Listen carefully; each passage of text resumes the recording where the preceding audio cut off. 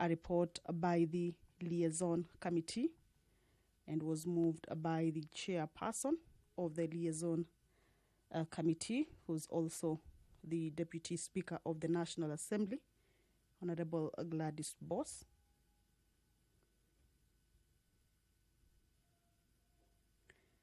And the budget policy statement, remember, sets the stage for the budget making process. Remember, it's just about 3 months to the end of this particular financial year, 2024-2025, and the commencement of the next financial year, 2025-2026.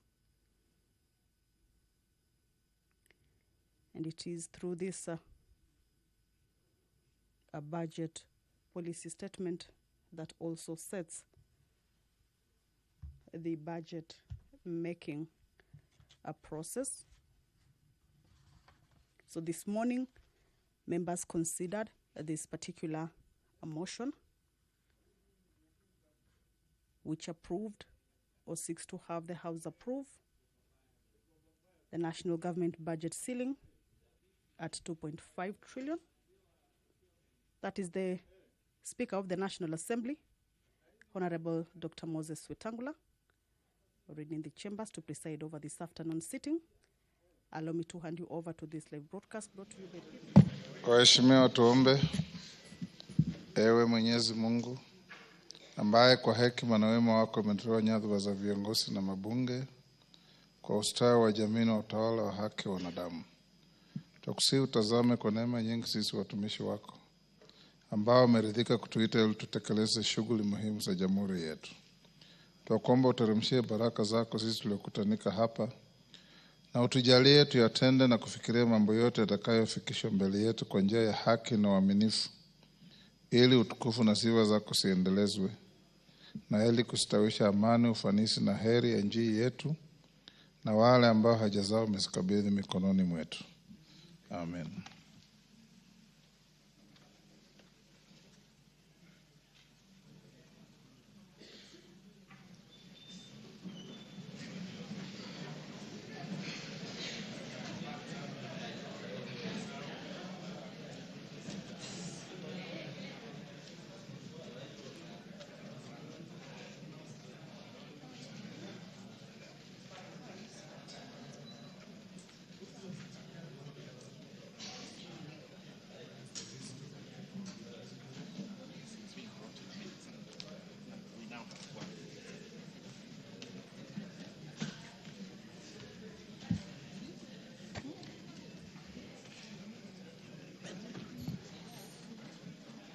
Honorable members, we have quorum to start business. Clerk. Order number 1, administration of oath. Order number 2, communication from the chair. Members, take your seats. Take the nearest seats.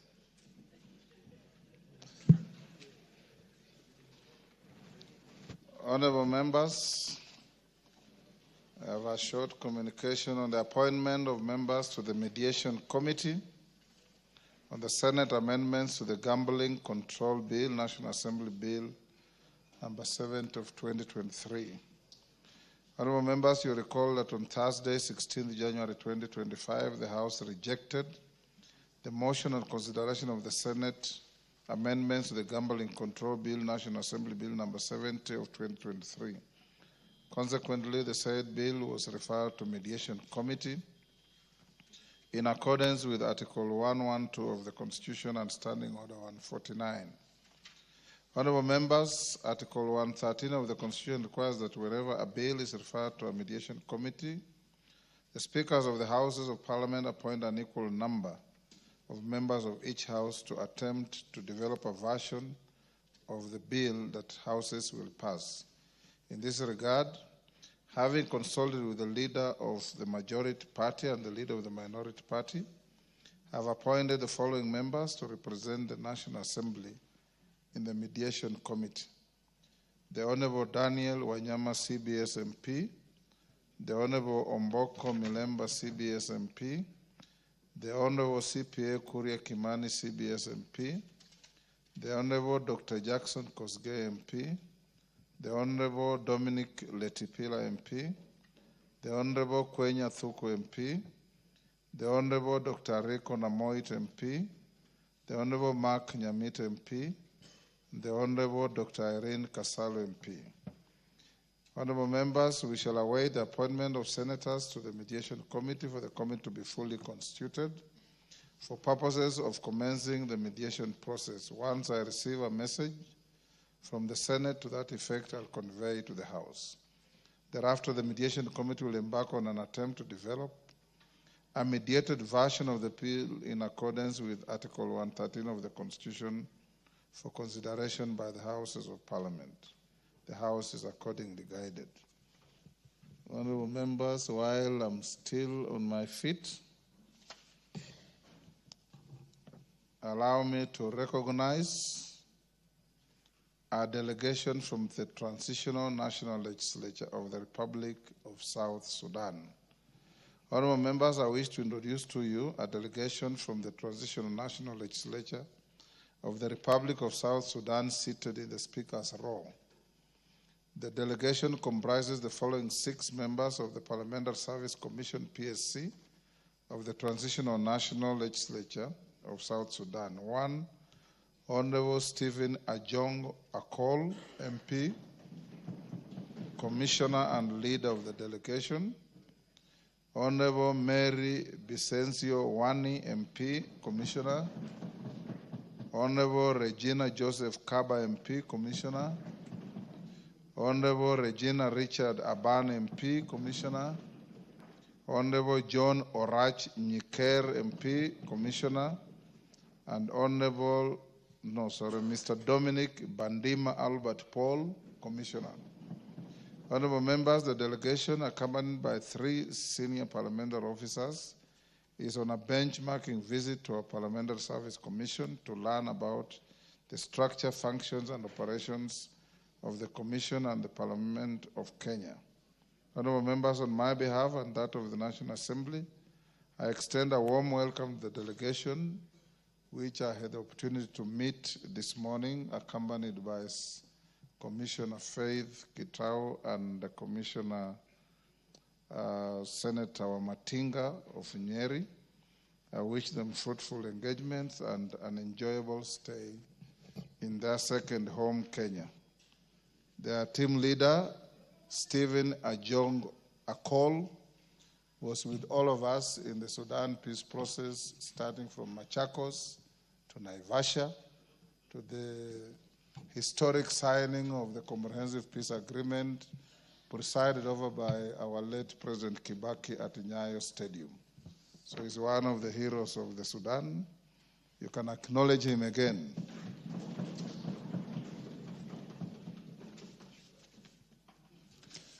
While still on my feet, honorable members, allow me also to recognize a team of Diaspora Technical Working Group.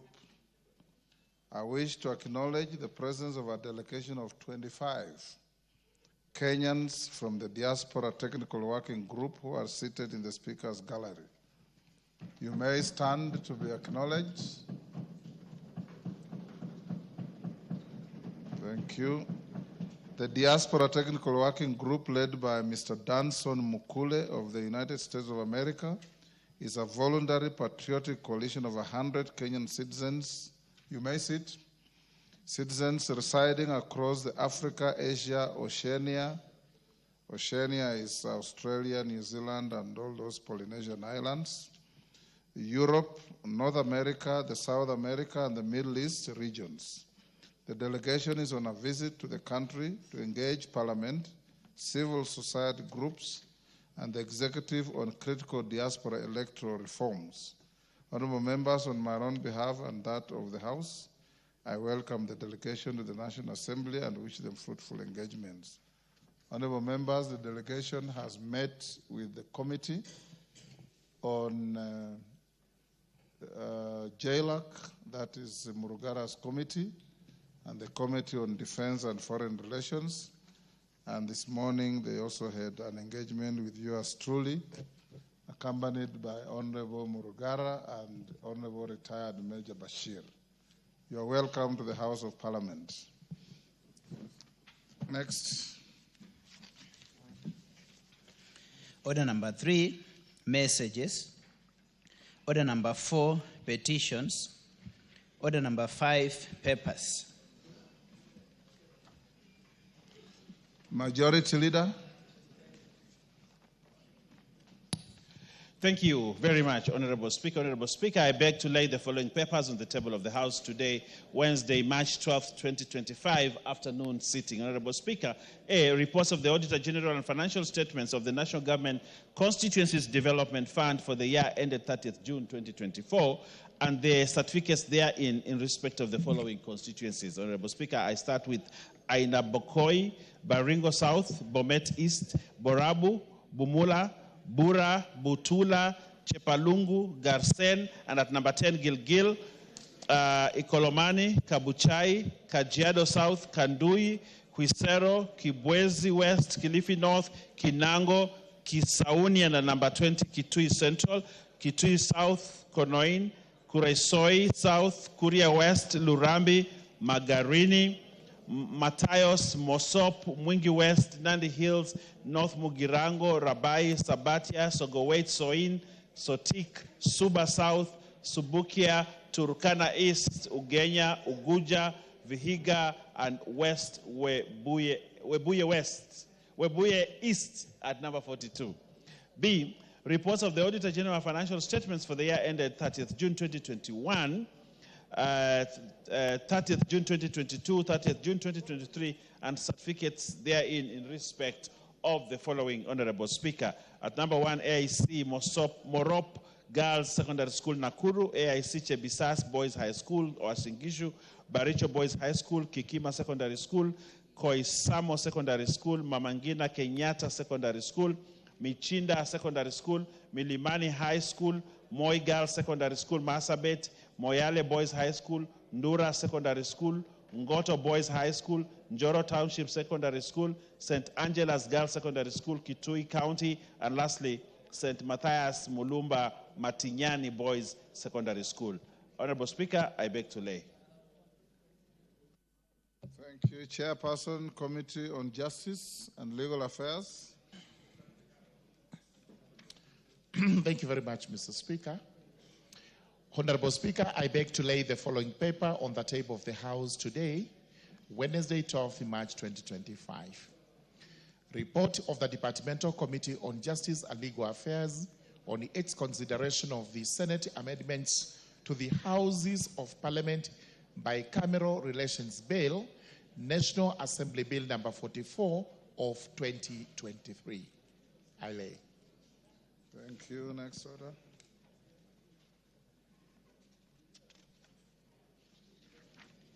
Order number 6, notices of motion. Order number 7, questions and statements.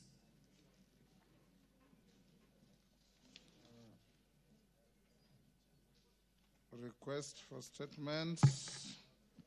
Honorable Mumina Bonaya, Isiolo County. Thank you, Honorable Speaker. Honorable Speaker, I rise to request for a statement regarding delayed operationalization of administrative units in Isiolo County. Honorable Speaker, pursuant to the provision of Standing Order 44-2C, I wish to request for a statement from the chairperson of the Committee on Administration and Internal Security regarding operationalization of administrative units in Isiolo County. Honorable Speaker, administrative units are critical in ensuring essential government services are accessible to the citizenry. On 17th March 2022, the then Cabinet Secretary for Interior and National Administration, via Gazette Notice number 2969, established several administrative units in Isiolo County to enhance the coordination of the functions of national government. The units include Oldonyiro and Sericho sub-counties, Moliti, Jaldesa, Chafes, Checheles, Lafe, Duse, and Kiwanjani locations, and Moliti, Karsa, Kone, and Chafe sub-locations. During his visits to Isiolo County in 2022, 2023, and 2024, the former Cabinet Secretary for Interior and National Administration gave an assurance that the administrative units will be operational by end of 2024. However, this is yet to be done, and residents of Isiolo continue to travel long distances to access government services. The operationalization of these units will provide an opportunity for socio-economic development through recruitment opportunities for the youth, institutions such as Kenya Defense Forces, National Police Service, Kenya Forest Service, Kenya Wildlife Service, and other government departments. Honorable Speaker, it is against this backdrop that I request for a statement from the chairperson of the Departmental Committee on Administration and Internal Security on the following. 1. Status update on the operationalization of newly created administrative units in Isiolo County that were gazetted in March 2022. And 2, measures the ministry is taking to fast-track the process, including a clear timeline for their operationalization.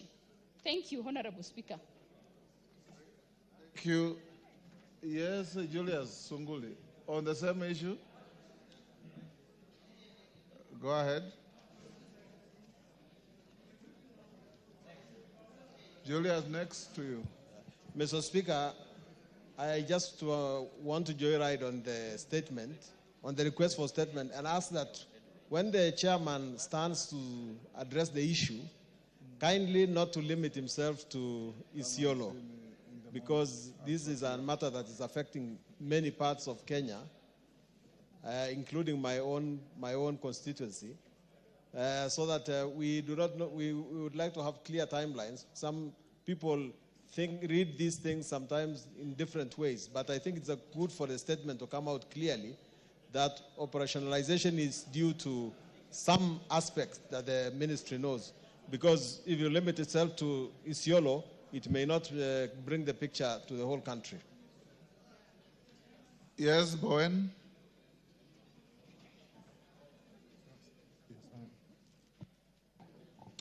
Thank you, Mr. Speaker. Mr. Speaker, allow me to say something about the statement by the Honorable Mumina. Mr. Speaker, there are so many administrative units. Some dated back almost 3 years ago since they were gazetted, and they have never been operationalized. And Mr. Speaker, number 2, I think there is need to have a policy. There is need, Mr. Speaker, I want the chair of internal security and the committee, Mr. Speaker, there is need to have a policy for creation of administrative units. Because, Mr. Speaker, you will find that any cabinet secretary who gets into that office creates so many administrative units in their village and gazettes in their village. They gazette their villages into districts. They gazette their locations into divisions. And they are doing it without budget. There is nothing. We have so many across the country, Mr. Speaker. And it requires that even before now, the current cabinet secretary, maybe gazettes and others, there is need to operationalize, Mr. Speaker, those which are there now. Otherwise, you will find there is a precedent, Mr. Speaker, where every CS who comes in, they do their own things and they leave. So, Mr. Speaker, I want the committee, as even as they respond to this, there is need this House to come with a regulation, policy on what guides or which guides the creation of administrative units in the country. I support the statement, Honorable Speaker. Thank you, Honorable Speaker. Honorable Speaker, I would like also to join ride on the same statement.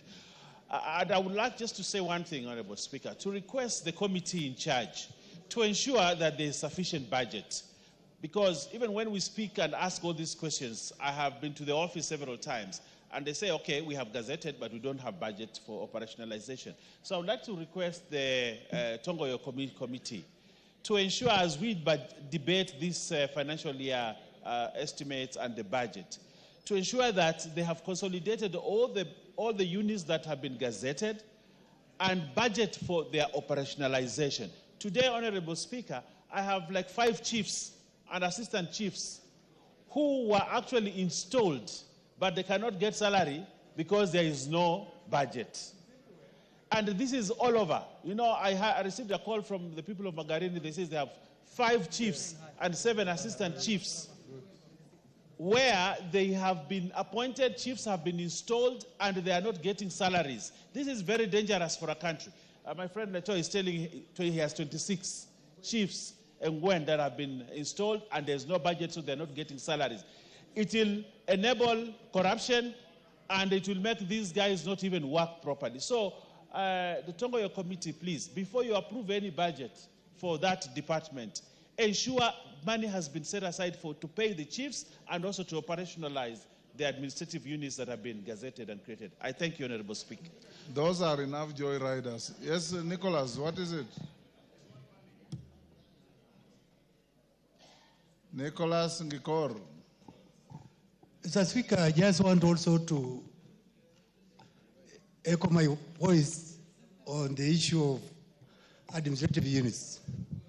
Mr. Speaker, in Turkana East, we are facing the same challenge of the administrative units, whereby the sub-county of Sukuta, which was created, and it is now operational. It is only the DDC who is there. There's no ACCs, no chiefs, and all these were gazetted together. I don't know how can they force only the DDC. How can this DDC work without the his assistant chiefs and assistant chiefs? Mr. Speaker, this is where we do the budget for all these ministries, including the Ministry of Interior. It is the time for this House, instead of us asking these questions every time, it is us now to have the budget in place so that these officers can be down there so that they can assist the public on the issue even of security. Like now, for example, in my constituency, people, they are facing a lot of security because we don't have also officers on the ground. But having them there, we can minimize even this issue of insecurity in those areas. Mr. Speaker, it is an issue which is supposed to be addressed, and we help the public to get services closer to them. Thank you, Mr. Speaker. Thank you. Tongoyo. Tongoyo, you can see the number of joyriders, and there are many more. Johanna, when he finishes, just whisper to him what you want. He's next to you. Honorable Speaker, as you actually rightly put it, the interest is so much. Yes. And I want to respond as follows, Honorable Speaker. I want to respond, to give a comprehensive response first week when we come from recess. But at the same time, Honorable Speaker, I want just to confirm that we did actually discuss with the Honorable Member, Honorable Bonaya, and I did confirm that when we were having the BPS, we had the ministry, the CS, and we actually, the committee actually interrogated on the same. And I want actually for record to confirm, Honorable Speaker, as we wait for the comprehensive, response from the ministry, Honorable Speaker, I want to confirm for the House, as it is, the ministry had since confirmed that we have got 24 sub-counties which are ready for operationalization. We have got about 88 divisions. We have got about 318 locations. We have got 674 sub-locations. And in this supplementary budget, we had availed about 284 million for the same. But Honorable Speaker, I'm sure if you will have given more time, you will have gotten a lot of riders on the same. And the issue has been always money, resources. This House appropriate resources, Honorable Speaker. Yesterday, when we were sitting in the liaison committee, I was really pleading to these members to give something like $500 million shilling. Then we can able to operationalize all the gazetted units. And at the same time, we had actually already put across a very strict recommendation so that the ministry should be able to have a very clear policy henceforth on creation of new, gazettement of new units. So, Honorable Speaker, I know we are still in the process of even approving the supplementary budget. If this House see it fit, give the ministry some money, have $1 billion shilling, plus the 284, we can operationalize majority of your units. And I submit, Honorable Speaker. And but let's give me money. We can able to operationalize as many as possible. Yes. Well, you'll still have to bring a written response in 3 weeks. Before I call Joshua Kandie, allow me, members, to acknowledge in the Speaker's Gallery Oldakes Secondary School from Narok West, Narok, Kianyaga High School, Gishugu, Kirinyaga. Honorable members, in the tradition of the House, you welcome your visitors. Kibudha Girls High School from Kangema, Muranga. AJC Chebisas Girls from Aldai, Nandi. Iruma Girls High School from Mara, Tarakaniti. Young Aspiring Leaders Association from Nambale, Busia. I've been asked by the member for Aldai to welcome the school from her constituency. On behalf of the House, welcome all the visitors. Thank you, Honorable Speaker. I stand to welcome the girls. You said the school is actually AIC Chebisas from Aldai constituency, as I also welcome the other students from the other schools. Today we are down here with the red seats and they're up there watching us. We want to tell them that they work very hard, they work smart, because tomorrow either one of them could be seated where we are seated here today. So we want to encourage them and tell them that they need to work hard and work smart in school. Welcome to Nairobi. Welcome to the Parliament of Kenya. Member for Gishugu. Thank you, Honorable Speaker. Let me join Honorable Member for Aldai in welcoming all the students who are visiting Parliament this afternoon, and in particular, Kianyaga High School, which is within my constituency. And Honorable Speaker, Kianyaga High School has been shining in many years and performing exemplary well at the national music festivals. And it's one of the schools that has also produced very eminent and prominent leaders in this country, including Honorable GK, who was a student at Kianyaga High School. So without belaboring the point, let me tell you, Kianyaga and all the other students, that education is key. Continue doing well, both academically and in extracurricular activities, and the future is bright for all of you. Thank you so much, Honorable Speaker. Tongoya. Thank you, Honorable Speaker. I want also to join the rest of my colleagues and yourself to welcome all the students who have visited this house, August House, to see firsthand the proceedings in this house. And I know, Honorable Speaker, in particular, I want also to welcome the Olderkesi, which is from my constituency. For record, this is a school which comes from the remotest part of the county. And in the just ended year, they had a mini score of about 8.02, which was the best in the county. And it is really commendable. And I want to welcome all of them. This is their future leaders amongst them. And I want to wish them all the best. Thank you, Honorable Speaker. Joshua Kandie, Baringo Central. Thank you, Honorable Speaker.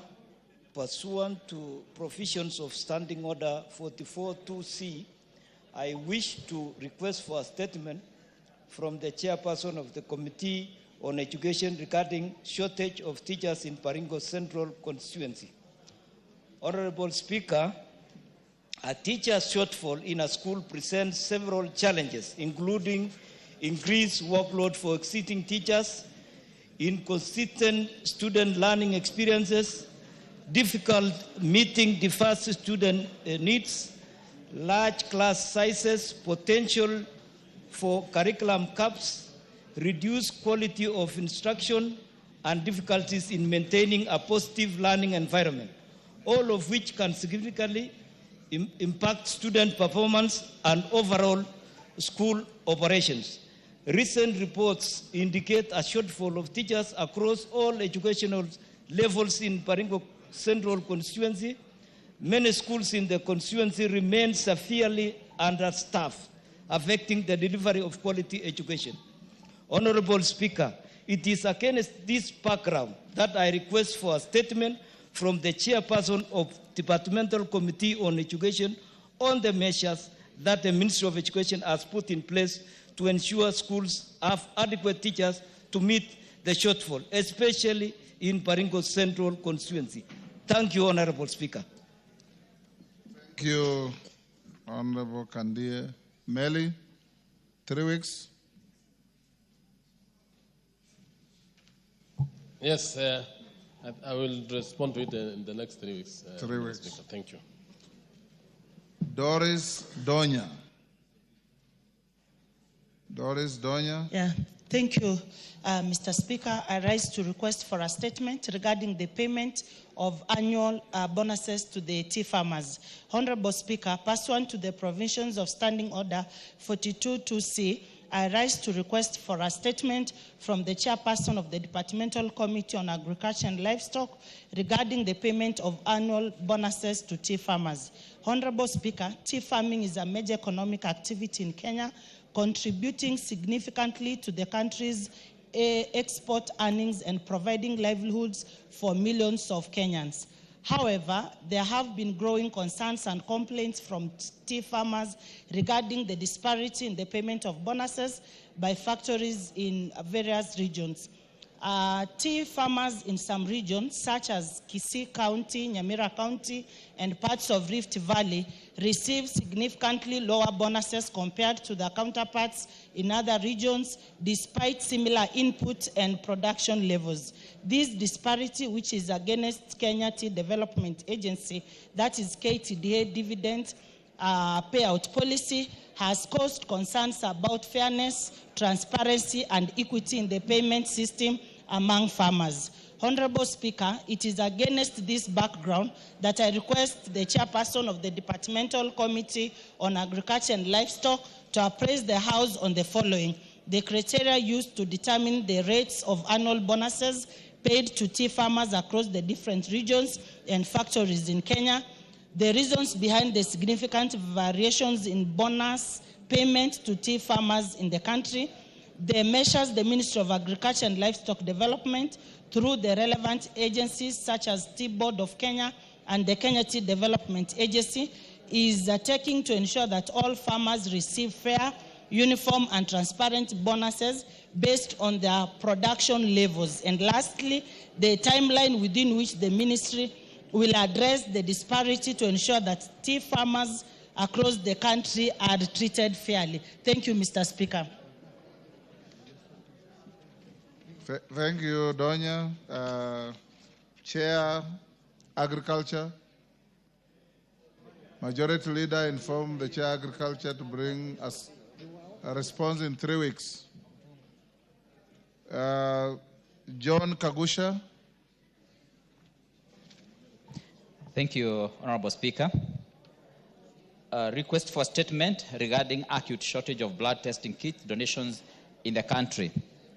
Honorable Speaker, pursuant to the provisions of Standing Order 44.2c, I wish to request for a statement from the chairperson of the Departmental Committee on Health regarding the acute shortage of blood testing kits in the country. Honorable Speaker, in the recent past, the Kenya National Blood Transfusion Service, KNBTS, has been facing an acute shortage of essential testing kits used for blood donation, including laboratory reagents and blood bags and blood bag kits for testing and storing donated blood. The lack of essential kits has led to wastage of donated blood, a very critical resource. The crisis, which has led to the shortage of supply of screened blood in the country, if not resolved, could lead to increased cases of death of patients in need of blood transfusion. I dare say, Honorable Speaker, the issue of blood bank depletion is a national security concern. Honorable Speaker, it is against this background that I request for a statement from the chairperson of the Department Committee on Health on the following. 1. Report on the measures that the government has put in place to avert a crisis and ensure there are adequate essential testing kits to enable screening of blood donated across the country. 2. What immediate measures is the government taking to ensure uninterrupted provision of screened blood for transfusion to patients, especially those in current need? 3. The long-term measures being put in place to mitigate the risk and ensure constant supply of essential medical testing kits. And 4, measures to adequately facilitate the Kenya National Blood Transfusion Service to carry out its mandate uninterrupted. Thank you, Honorable Speaker. Thank you, Honorable Kagusha. Chair Health. Majority Leader, a response. Majority Leader. Oh, yes, Bukoze? I'm 3 weeks. I'm still the chair until tomorrow. Yes. But being I'll be the ranking member in that committee. Yes. So we can give a response in 3 weeks' time when Parliament resumes from recess. Thank you, Honorable Bukoze. Next order. No, sorry. Deputy Speaker. Deputy Speaker. Yes, hold on, Deputy Speaker. Yes. Honorable Speaker, Yes, I tend to disagree a little with the Honorable Chair on the number of weeks that he has given. Since this is a very sensitive issue, an issue of health, Honorable Speaker, by the time we are done with 3 weeks, we'll have lost so many patients in the country. Honorable Speaker, I propose that he gives the response as early as this Friday, Honorable Speaker, if you allow. From what he has said, Honorable Kagusha, he ceases being the chairman of that committee tomorrow. He says tomorrow. And the committee has to elect a chairman or a chair. And we are going on recess on Friday after the morning sitting. So you'll just have to bear with us. And I direct that a response be brought on day 1 after the recess. The recess is only 2 weeks. We can bear with that. Are you okay with that? Honorable Speaker, I think because the committee is a going concern, the incoming chair can take up the matter immediately he is elected tomorrow, so that we ensure that we put a bit of pressure as a parliament to executive to ensure that members of this nation are accessing blood services because of the sensitivity of the issue, Honorable Speaker. No problem, Honorable Bukoze, whoever you'll elect chair, ask, yes, Bukoze? Honorable Speaker, I know the issue that is being raised by Honorable Kagusha is critical, but I will indulge him that he allows the transition, the smooth transition, so that we are able to get the answers and give him a satisfactory answer. Because if we are to give him an answer by Friday, I know that he will still complain that that is not satisfactory. Yes. And I want to ask the member that he be patient, and in 3 weeks' time, we'll give him a satisfactory answer. Thank you. 3 weeks. Deputy Speaker. Thank you, Honorable Speaker. Honorable Speaker, pursuant to Standing Order 259D, I wish to make a statement on the remarkable achievements of the Kenya's national women's sevens rugby team, popularly known as the Lionesses. In the recently concluded first and second round of the World Sevens Rugby HSBC Challenger Series, which were held in Cape Town in the Republic of South Africa on the 1st and 2nd of March 2025. Honorable Speaker, for many years, lovers of rugby have known the men's rugby team as one that has brought honor and glory to the country in rugby. It is therefore impressive that the Kenya women's rugby team has been steadily rising to stardom and also bringing sporting glory to the country, as demonstrated in Cape Town during the just concluded World Sevens Rugby HSBC Challenger Series. In the first round final, Kenya triumphed over Argentina with a hard-fought 17-12 victory. Further, in the second round final, Kenya delivered a dominant performance, overwhelming hosts of South Africa with a convincing 17-0 win. Notably, this heroic performance marks the first time ever in history that our Lionesses have claimed victory in a Rugby Challenger Series and won 2 consecutive tournaments. Honorable Speaker, this is truly an exceptional performance by our women's rugby team. It's a result of hard work, incredible resilience, determination, and skill. Their achievements are even more commendable considering the numerous challenges that our women's rugby team continues to face, including financial constraints, resource limitations, limited visibility. And as you know, Honorable Speaker, they visited Bunge and we were able to provide for them food for a year. And those are some of the obstacles that can potentially hinder the sport growth and advancement. The Lionesses have shown unwavering dedication by overcoming these to excel at a global stage. Honorable Speaker, as we commend our women rugby team for its spectacular performance, it is important to note that in the world of sports, women often face unique challenges and barriers, including unequal opportunities, gender-based discrimination, and inadequate access to healthcare services. Therefore, as parliamentarians, we have a constitutional duty and a responsibility to address these issues head-on and ensure that our girls are empowered to thrive in their chosen sports disciplines without fear of discrimination or prejudice. In this regard, I wish to thank the stakeholders such as Safaricom PLC, who have already come out strongly to support our Lionesses in overcoming some of these hindrances. I urge also more organizations to consider supporting our women's rugby team and other disciplines that feature female sports persons. Honorable Speaker, to our Lionesses, I say this: continue to shine brightly on the rugby field, inspire the next generation of sportswomen, and never forget your worth and value as women. You are a role model and champions of change, and your contributions to our national prides are truly invaluable.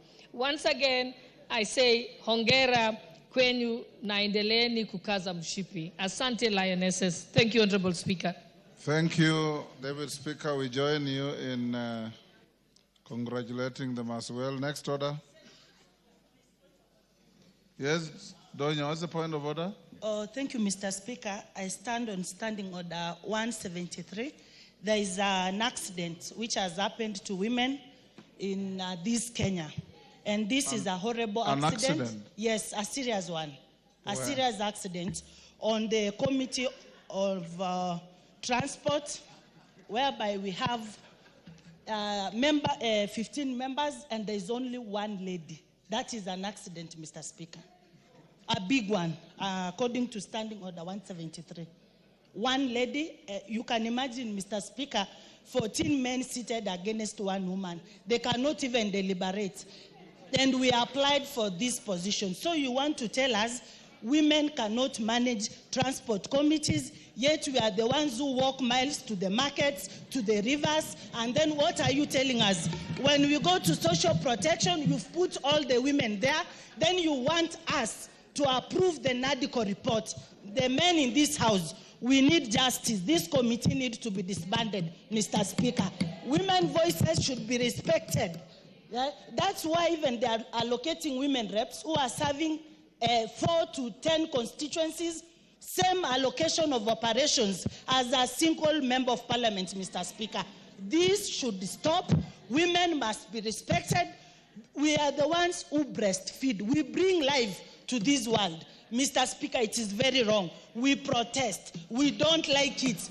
We want balance. We want equity, equity, equity. Thank you, Mr. Speaker.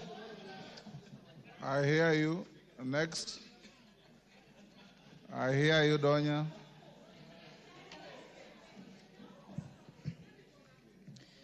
Order number 8, the Constitution of Kenya Amendment Bill, National Assembly Bill number 4 of 2025, first reading. Yeah, hold on, clerk.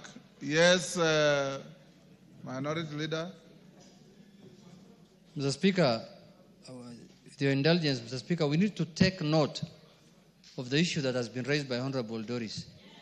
And in the reorganization of the committees with the Majority Leader, we have to take note of that, Mr. Speaker, so that more women serve in the Transport Committee. But having said that, Mr. Speaker, there's an international event, Mr. Speaker, that's happening in New York this week, Mr. Speaker, of women. Mr. Speaker, when men issues are being discussed, women are also present. I don't know why the delegation that was sent by Parliament to New York, Mr. Speaker, only consists of female gender, Mr. Speaker. Why did we not have MPs also of male to go and discuss women issues, Mr. Speaker? There is also an anomaly, Mr. Speaker, of that issue. There's a serious accident that's taking place also in New York, Mr. Speaker, where only women, our women colleagues are only meeting, Mr. Speaker, without any single member of male gender, Mr. Speaker. That's also a very serious accident in New York, Mr. Speaker, that needs to be addressed. Thank you, Mr. Speaker. What is good for the goose is good for the gander. Clerk, before you call the next order, allow me. And Donya, the constitution of committees is done by your leaders. One is sitting in front of you, to whom you are preaching the accident. The other is sitting across the floor. Take your complaints to them so that you can be able to address them. Yes, Deputy Speaker.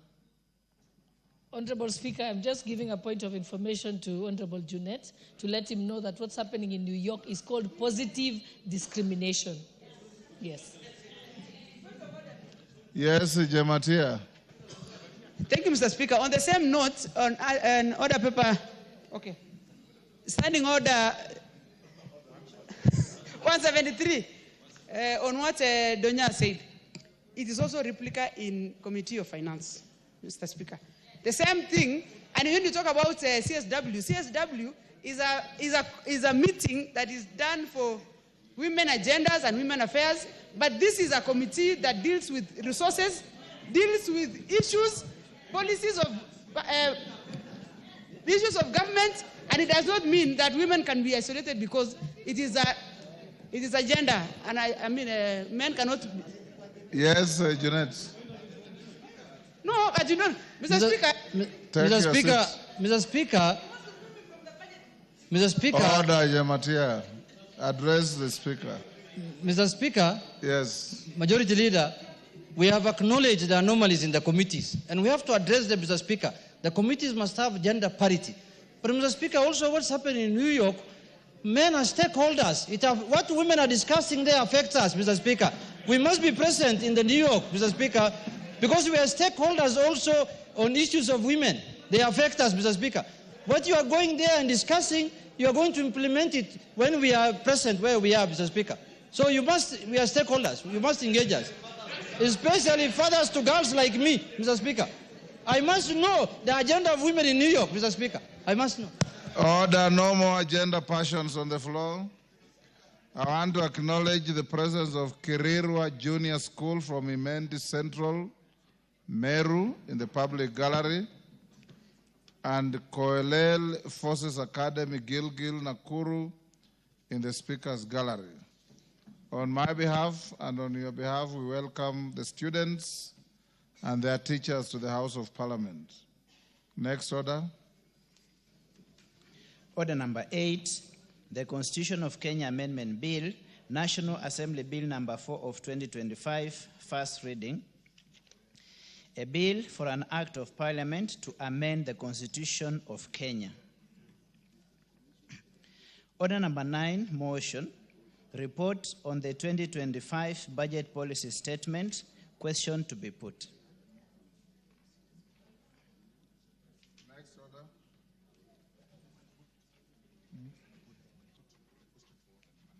Order number 9. Sorry, I was... should take your seat first. Members on their feet, take your seats. DK, take your seats.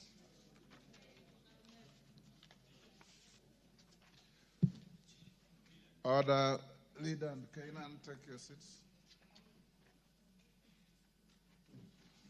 Honorable members, I'll now put the question at order number 9, which is that this House adopts the report of the Liaison Committee on the Budget Policy Statement, BPS, for the financial year 2025-26, and a compendium of departmental committee reports on the 2025 BPS laid on the table of the House on Tuesday, 11th March 2025, and pursuant to the provisions of Section 25(7) of the Public Finance Management Act 2012, and Standing Order 2329 and 10A, approves the Budget Policy Statement BPS for the financial year 2025-26. B, makes the following financial resolutions with respect to the BPS: that the national government budget ceiling be approved at 2,523,774,081,480,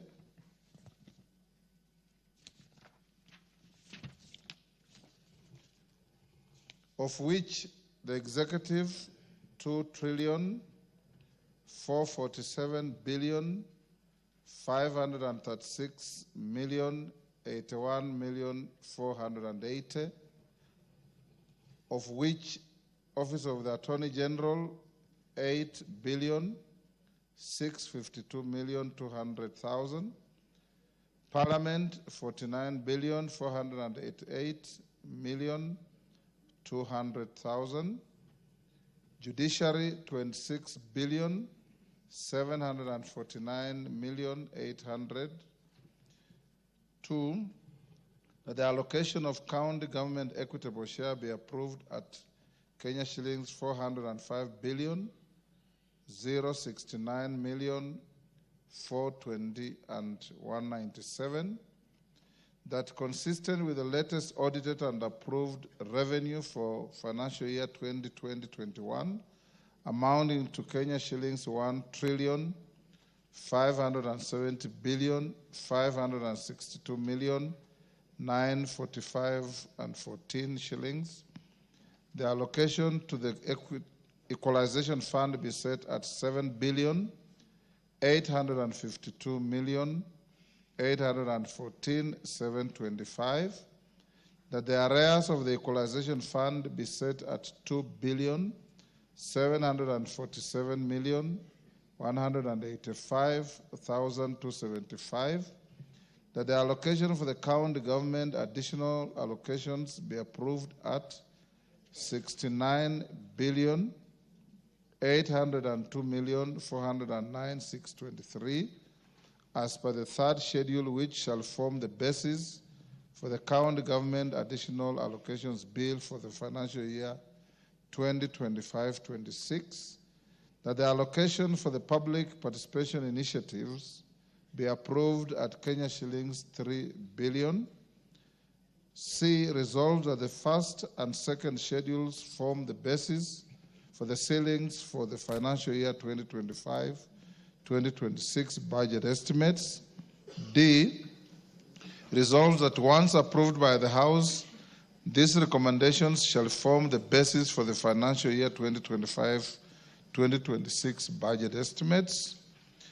E, resolves that consistent with the resolution of the House on the 2025 medium-term debt strategy, the fiscal deficit is maintained at 4.3% of the GDP.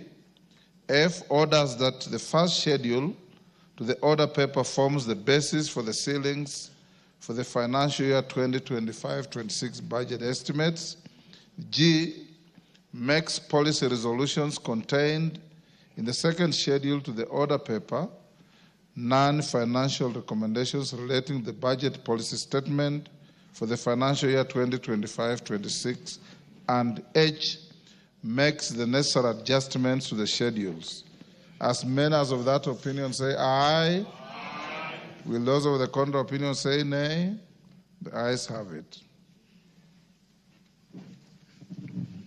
Order number 10, the County Government's Additional Allocations Bill, National Assembly Bill number 2 of 2025, second reading. Mover to reply. Majority Leader. Thank you, Honorable Speaker. Allow me, Honorable Speaker, to reply to the County Government Additional Allocations Bill, National Assembly Bill number 2 of 2025. And first, to begin by thanking all the members who contributed to the debate on this bill. Honorable Speaker, as I said in moving, and as many members did observe during debate on this bill, this is the second attempt on the Additional County Allocations Bill after the failed attempt to pass this legislation in the last session of 2024. Honorable Speaker, as many members did allude to, the RMLF funds that were in the bill are not in this published bill. Honorable Speaker, for very good reasons, and that's why we are pleading on the Senate and the Council of Governors to see the logic in allowing this bill to progress as it is, so that our county governments are able to access the tens of billions of additional money that is going to our county governments and to offer services, especially in critical areas like water and sanitation, healthcare, and even to an extent in urban development, especially in the area of sewerage and road infrastructure. Therefore, Honorable Speaker, mine is just to improve on them. I have seen attempts already to try and water down this bill by having another one published in the Senate, Honorable Speaker. But I would really urge them, since this is a money bill, to allow this one to progress into the Senate and allow governors to access money that will help our constituents and the area ward representatives. Honorable Speaker, I was shocked yesterday, or the day before, I was watching a clip on social media where an MCA, I think from Honorable Mburu Kahangara's constituency in Lari, is shedding tears in front of the governor, pleading for resources to be allocated to her ward to at least maintain roads that are impassable. And she was shedding tears, pleading with the governor that they cannot even transport bodies when there's a funeral in the ward because of the state of roads.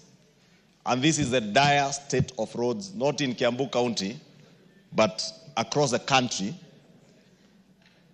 And I know a few governors may want the world to believe. And in fact, I was told the governor of Kiambu was alleging that it's the National Assembly that is holding 10 billion shillings for road maintenance, which is very far from the truth. It is the Council of Governors, through the case that is bound to be determined tomorrow on the 12th of March, that has held to 10 billion shillings that should be helping the Kenya Rural Roads Authority to rehabilitate roads. And KERA does also assist governors when they maintain some of the roads in the rural areas, some of which may definitely be the burden of those governors to maintain them. But because KERA is there, it helps. And I know the other notion, Honorable Speaker, that they have attempted to drive is that these funds are going to members of parliament. Again, far from the truth. Members of parliament do not manage any of these funds. They go to the regional offices of KERA and KURA, and that is where they manage the resources. That is where they do the procurement from. And it is KERA and KURA engineers who superintend over the construction and maintenance of those roads in our constituencies, in wards, and of course in counties, Honorable Speaker. Therefore, even as we sympathize with these MCAs who have had to shed tears on behalf of the people they represent, we must plead with the Council of Governors to allow the nation to move forward on this matter of additional county allocations. Honorable Speaker, many urban areas, and I have seen a number of adverts done by KURA in maintenance of roads in Nairobi, but in many urban areas, they were benefiting immensely from KUSIP and KISIP funds. All these funds are in this bill. Many counties are benefiting from healthcare funds, even with the loss of the global funds from USAID and other donors. There is additional money from other donors in grants. Some not even loans, some are grants, but which counties cannot access because this bill has not become an act of parliament.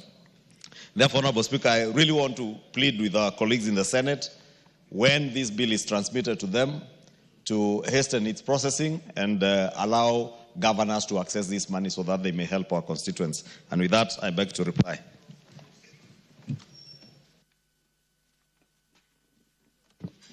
Take your seat, Honourable Member.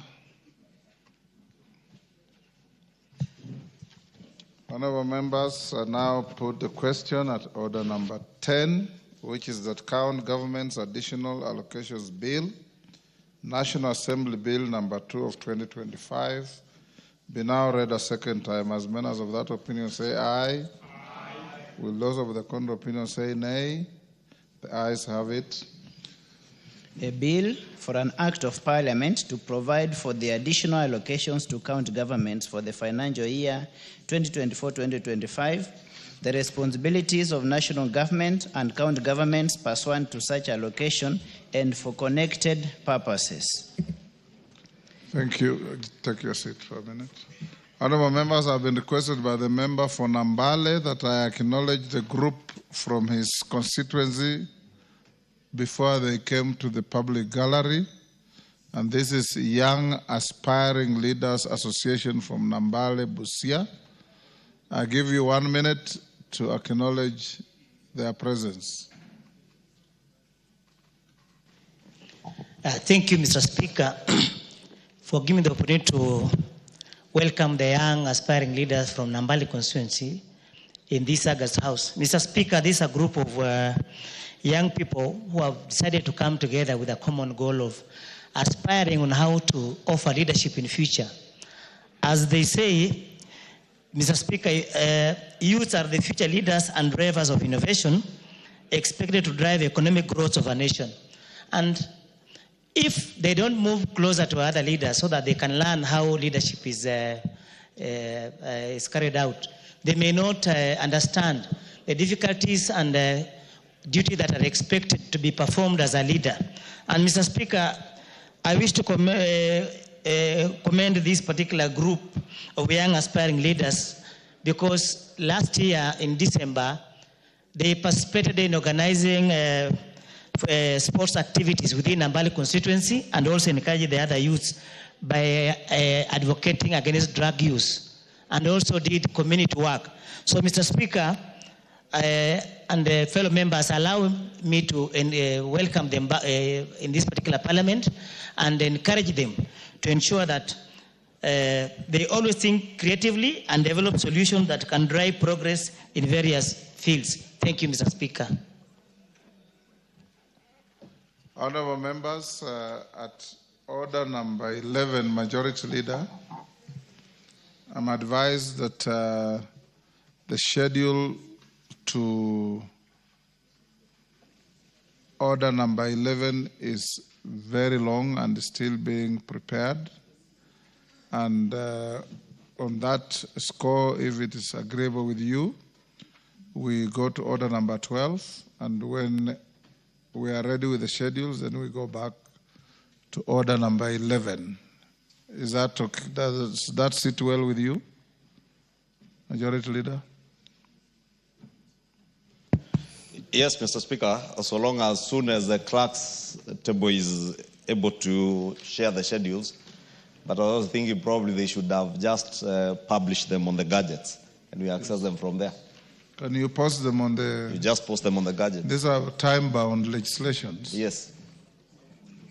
So call out order number 11.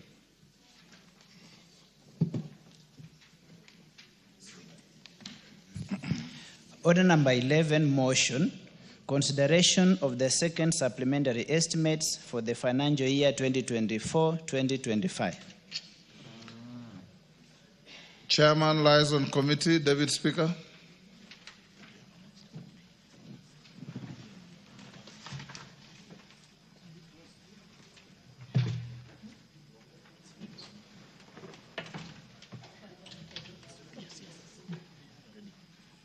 We're at order number 11.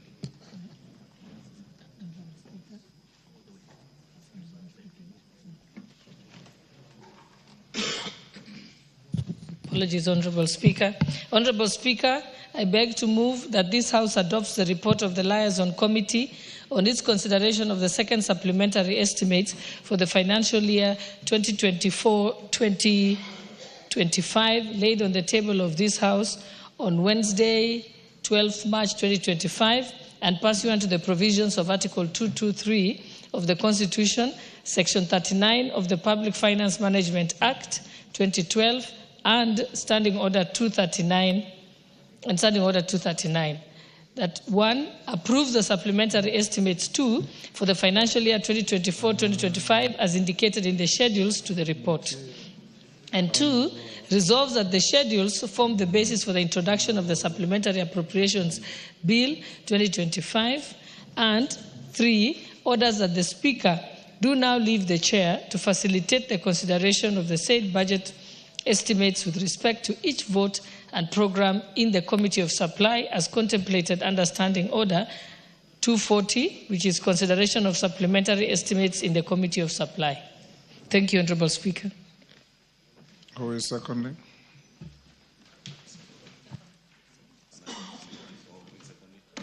Who is seconding you?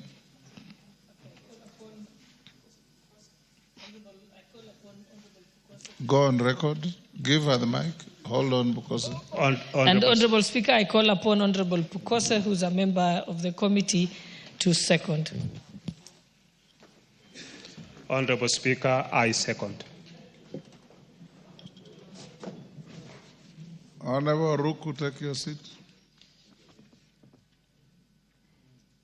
Donya, don't get an accident, take your seat.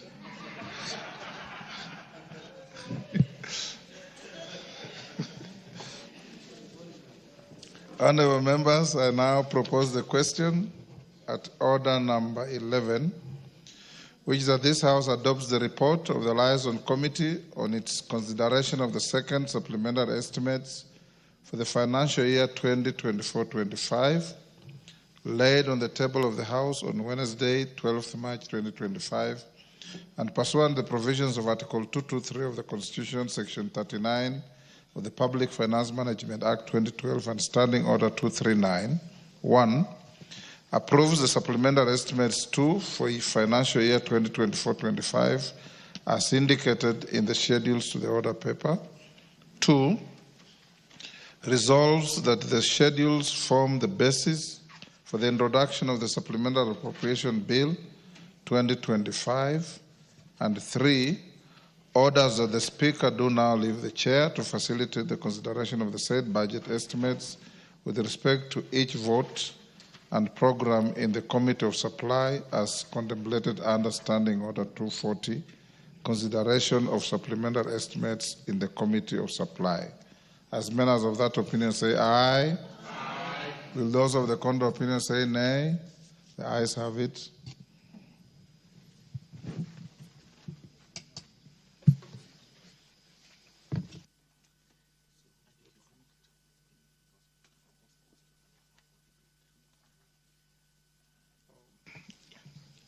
Oh my.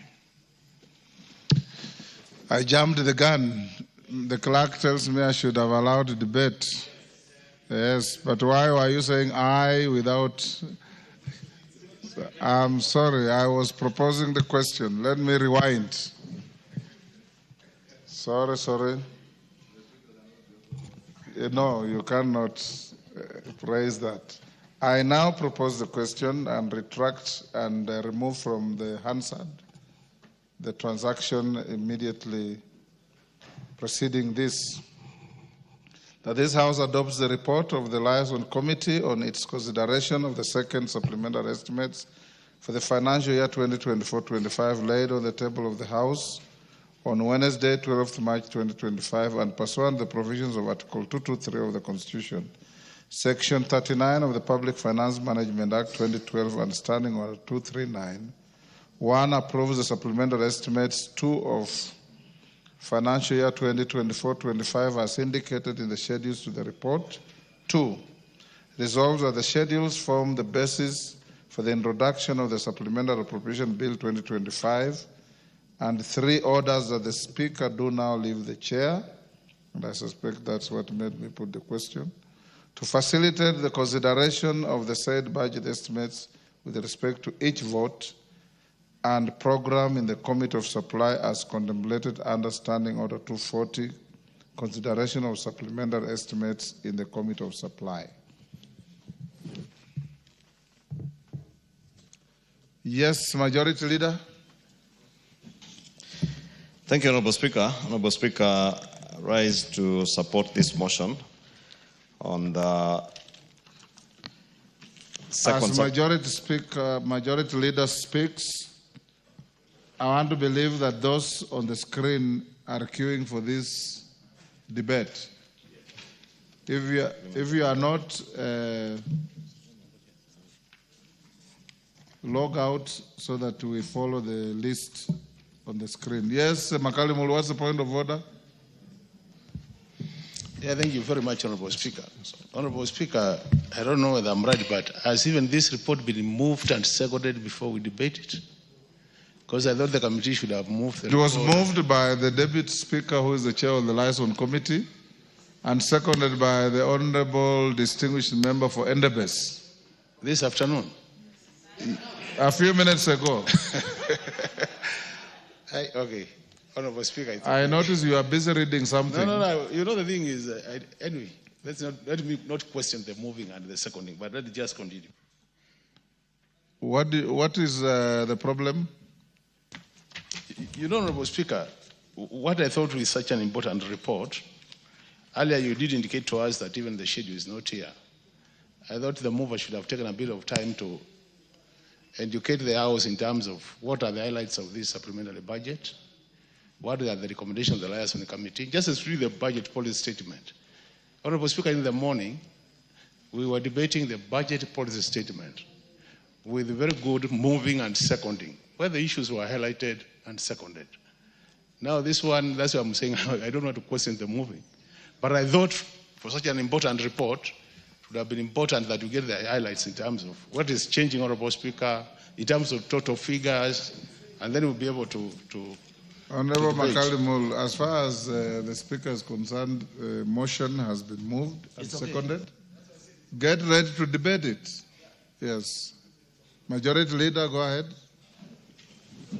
Thank you, Honourable Speaker. I was saying, Honourable Speaker, I rise to support this motion for consideration of the second supplementary estimates for this financial year as ably moved by the Deputy Speaker and seconded by the Honourable Pukose. I know the Honourable Makali Mulu, being an economist, would have wanted more details, but I believe he was also very busy reading the same report. That's why he did not hear the Deputy Speaker and the Honourable Pukose move and second. But Honourable Speaker, this second supplementary comes in the backdrop of a period where the nation, as I said earlier when we were discussing the budget policy statement, our economy is stabilizing and increasingly becoming better than the position that we were in. Two, Honourable Speaker, it comes in the backdrop of a situation where we found ourselves in with a loss of almost 6 months without a finance bill following the events of June last year and eventual rejection of the finance bill. Honourable Speaker, many people may take it for granted that there was no impact on our budget process by the events of June 2024. But Kenyans across the country can bear witness that there was a real impact of the disruptions that came with the rejection of the finance bill in 2024. Many Kenyans around the country have been agitating for rehabilitation of roads that have had no money to rehabilitate. You have seen many actors in the labor movement, right from doctors, teachers, professionals in the teaching fraternity, those in our universities, agitating for implementation of collective bargaining agreements, which were supposed to be funded out of the monies or revenues that were to be raised by the finance bill of 2024. But, Honourable Speaker, allow me to take this opportunity to thank the House and thank the many Kenyans who in October last year joined the Finance and National Planning Committee during public participation to reconsider many of the proposals that were there in the finance bill. And therefore, we may need to understand that this supplementary 2 comes in that backdrop of reduced revenues out of the events of June 2024, the belated mobilization of revenues because we did not have a finance bill to mobilize resources, as was expected by the 1st of July 2024. It wasn't until the end of December, because the bills that we passed on the 4th of December commenced to mobilize revenues from the 27th of December. And therefore, we have only mobilized resources for about 2 months, the whole of January and now February. This is only the 2.5 month when we have had the tax measures that we put mobilizing resources. And it is in the backdrop of that, Honorable Speaker, that the National Treasury has had to review the budget of the financial year 2024-2025 so that they're in tandem with the revenues and the reality of the time, because the revenues that were projected at the time we were doing the budget last year were projected with having in mind that we'd have a finance bill that would collect revenues from the 1st of July to the 30th of June this year. But as the case may be, we have only, as I said, been able to collect revenues from January to date. And therefore, you may have, we have now to review the revenue projections. And with the revision of revenue projections, we also have to review the expenditure projections, Honorable Speaker. And I'm glad the National Treasury has factored in all this in the revision of the expenditure and in an effort to continue the fiscal consolidation that I was speaking about earlier in the morning, to ensure that we close this financial year with a supplementary budget that is as close to reality as possible, Honorable Speaker. Honorable Speaker, if you look at the proposed reallocations and additional allocations that are contained in this report and the schedules that are being printed and which members will be able to access from the tablets shortly, part of the gainers, Honorable Speaker, is the security sector. And again, Honorable Speaker, is also worth noting that the National Police Service has been allocated an additional 7.5 billion, 5 billion of which is shortfalls in insurance costs, and 2.5 billion to support the Haiti peacekeeping mission, Honorable Speaker, and in addition also other resources to ensure that we continue to secure our country. Honorable Speaker, you know, I heard many people recently fault the policy proposal to allow Kenyans from all corners of the country to be able to access ID cards fairly and in an equitable way without discrimination. And some of the resources you see here, Honorable Speaker, going to the National Intelligence Service is to ensure that security measures in the country are enhanced so that even as you issue out identity cards to Kenyans, we make sure that it is only Kenyans who are accessing our identity cards. Honorable Speaker, there has been also a problem of pending bills. And our economy has slowed down largely because many people, many business people across the country have bills that they delivered goods and services to the government, the national government and our county governments, and have not been paid. And part of the culprits is the Ministry of Defense. And I can see, Honorable Speaker, in this supplementary budget, the Ministry of Defense has an additional 6 billion shillings, which is going towards settlement of pending bills. And I do hope that the Principal Secretary and the accounting officers in the Ministry of Defense will be able to settle, especially the small, micro and MSMEs who have delivered goods and services to the Ministry of Defense, many of who suffer and some are closing down their businesses because they are not being paid. And I want to plead with them to prioritize the small people before they go to the very big suppliers who may have a little bit more muscle with the banks. Honorable Speaker, as I said, we have had issues with collective bargaining agreements. With the Teacher Service Commission, you've had teachers complain about the health services that they are getting through the scheme that they have. And we have an additional 18 billion shillings that are going to the Teacher Service Commission again to cater for insurance shortfalls. teacher promotion and personnel emoluments, shortfalls that were there at the TSC. And therefore, those teachers who are not able to be promoted because of budget shortfalls can now smile all the way to TSC as they seek their promotions. To Honorable Speaker, the State Department of University Education is a major beneficiary. You can see some 16 billion shillings going to the university education, to, among other things, 4.2 billion to implement the university's collective bargaining agreement, the CBA. As I said, you have seen UASU and other university dons even coming to petition Parliament at the gates of Parliament and demonstrating in town, agitating for implementation of the CBA agreements. Therefore, there is that 4.2 billion shillings to ensure that the State Department for University Education honors the CBA agreement that they entered into. There are also upward revisions that mostly relate to A&A. And Honorable Speaker, it's important to note because, again, many people have criticized the digitization of government services through eCitizen. If you skim through the schedules and the committee's report, you see a lot of revisions of A&A, appropriations in aid. And these to a total, my colleague is reminding me, almost 19 billion.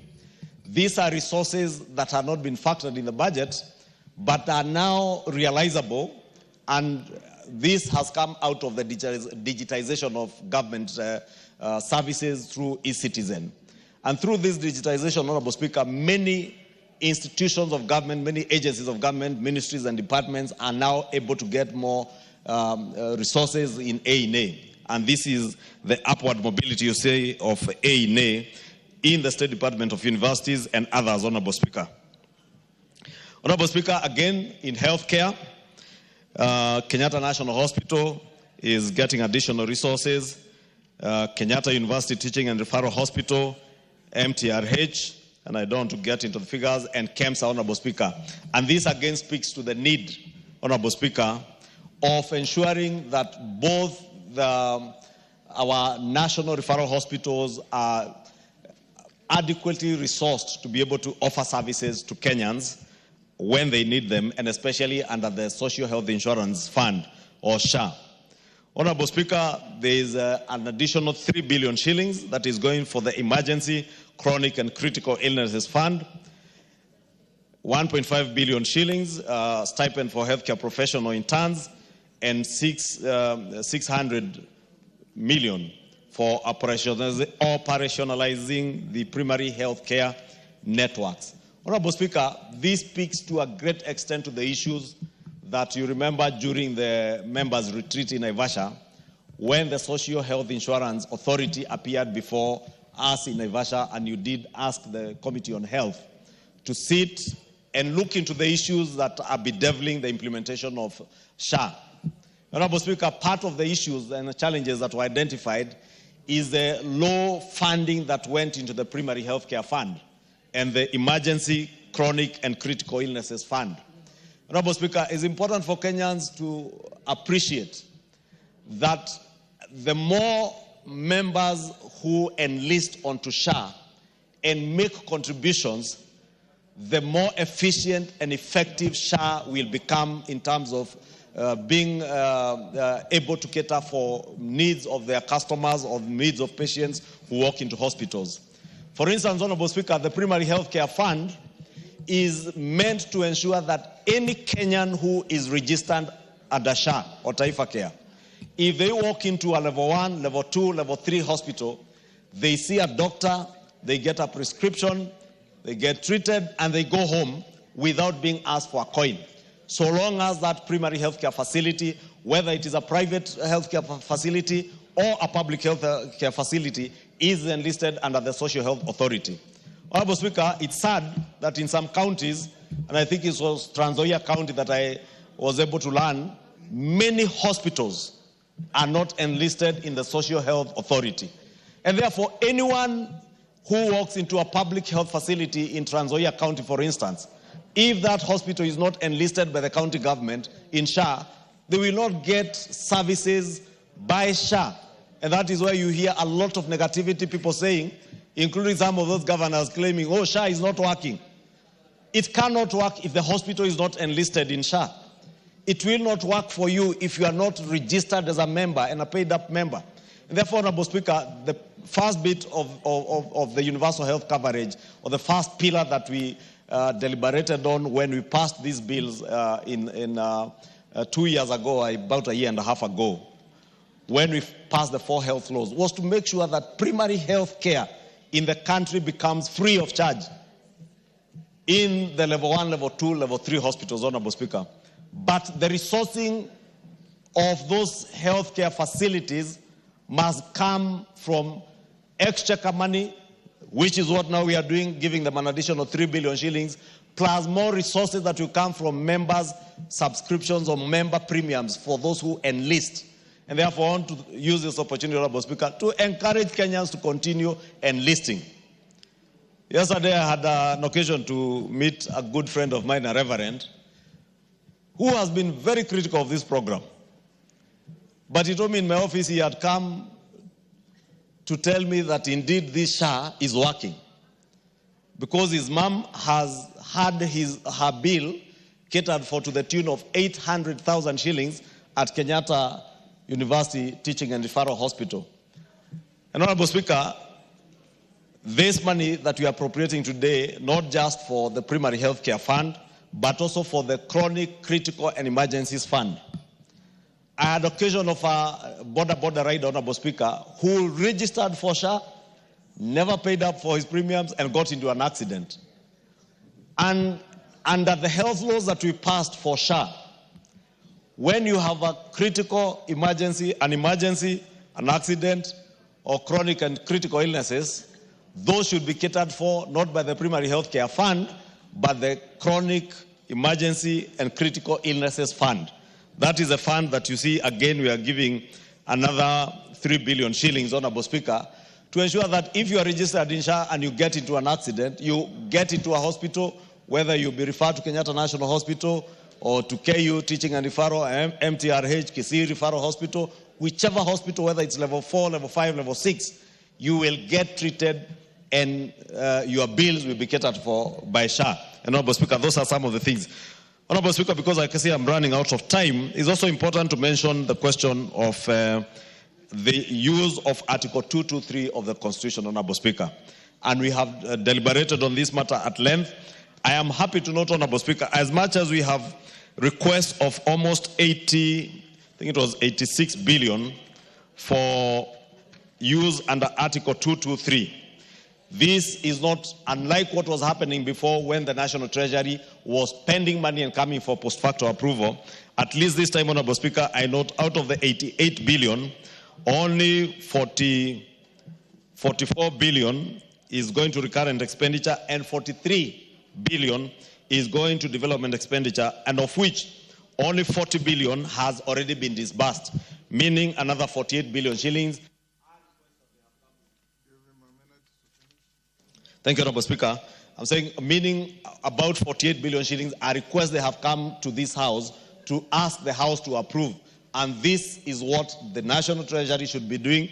And as I congratulate Honorable Atandi for his election as the chairman of the Budget and Appropriations Committee, and Honorable Kose, and all the members who have joined this committee, is to ask you to make sure that you set this as a new trend, that the National Treasury must be coming to the National Assembly to seek approval for expenditure before they spend, unlike what was happening before, and they were spending money in all manner of things, including paying for land compensation, which are not emergencies. At least this time you can see money that is being spent is going into security operations that are of emergency nature, drought mitigation, and many other things, Honorable Speaker, that are listed in the report and the schedules that I don't need to go through, which fall into the category of what we ought to be approving under Article 223. And on that, let me congratulate the new Cabinet Secretary for the National Treasury for endeavoring to do what he promised during his vetting, that he will adhere to the spirit and the letter of the Constitution and honor the work of the National Assembly. Thank you, Honorable Speaker. I beg to support. Tandi. Thank you, Honorable Speaker. Honorable Speaker, before I make my submissions on the supplementary SMS 2, let me first of all take this opportunity to thank the Almighty God for enabling me to be the chair of Budget and Appropriations Committee, taking over from the very able and competent Kiaru MP Ndindi Nyoro. Honorable Speaker, I want to say that since the constitution of the broad-based government, the president has continued to do things that have continued to confound many Kenyans. One of the things that the president has done, Honorable Speaker, first of all, is to reorganize government and to bring some of us into cabinet. Honorable Speaker, when you attended the burial of the late CDF General Ogola, Honorable Speaker, you were present. When I challenged the president that there are certain positions in this country, Honorable Speaker, that have never been held by certain members of certain communities. And Honorable Speaker, as the majority leader has rightfully said, today we have the Cabinet Minister for Finance being the Honorable John Badi. That is a big milestone, Honorable Speaker, something that has never happened since independence. Honorable Speaker, today, again, I break the record as the first man from that region to chair Budget and Appropriations Committee. Honorable Speaker, this is a very big milestone that, first of all, I would like to thank the President of the Republic of Kenya for his bold leadership and for ensuring that whatever he says, he acts whatever he says. And when the President said that he wants to unite the country, Honorable Speaker, this is the real evidence that the President is really uniting the country. Second, Honorable Speaker, my party, the ODM, Orange Democratic Movement Party, and the leadership. Honorable Speaker, you know Baba is always present. And so I want to thank Baba for this opportunity. The leadership of this House, Honorable Speaker, Honorable Junet Mohammed is here, Honorable Speaker. Let me confess, Honorable Speaker, that Junet is the person who reorganizes our Zimio side.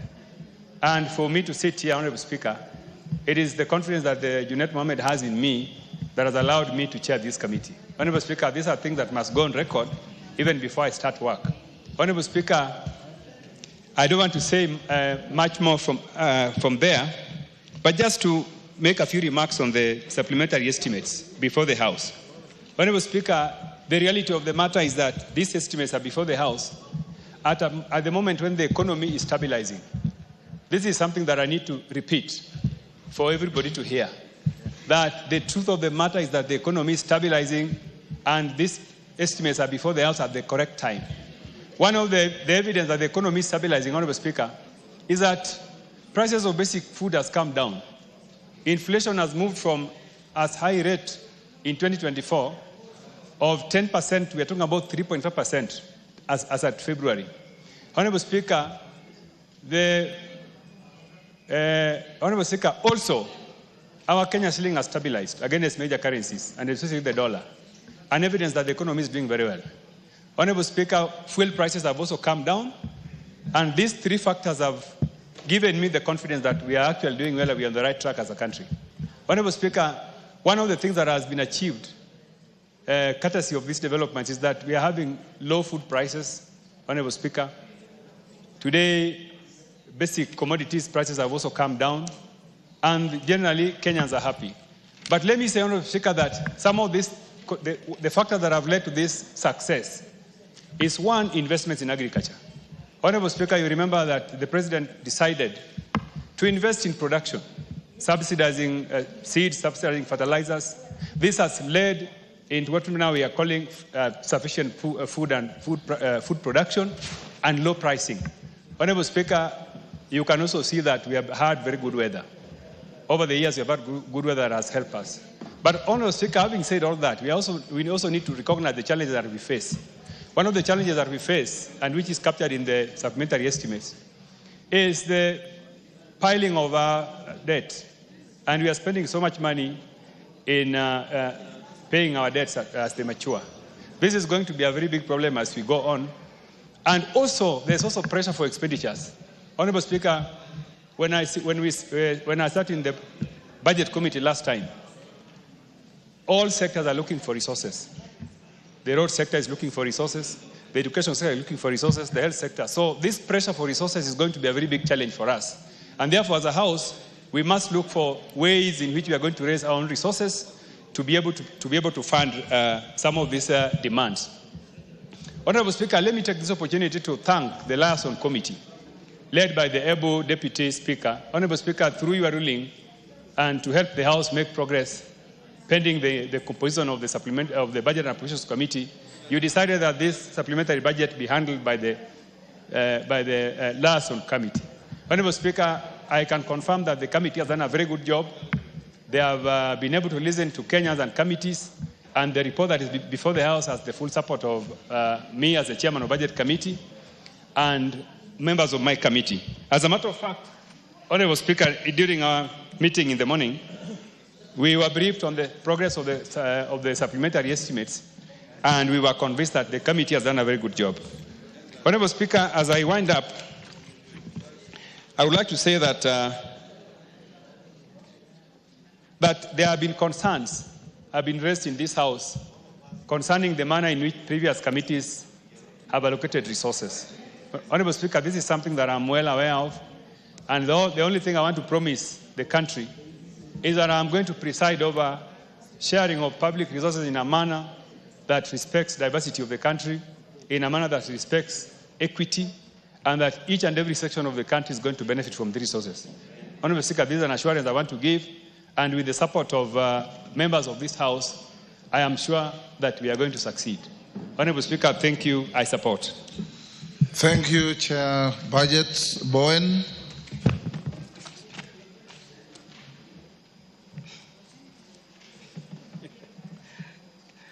Give Honorable Bowen the mic.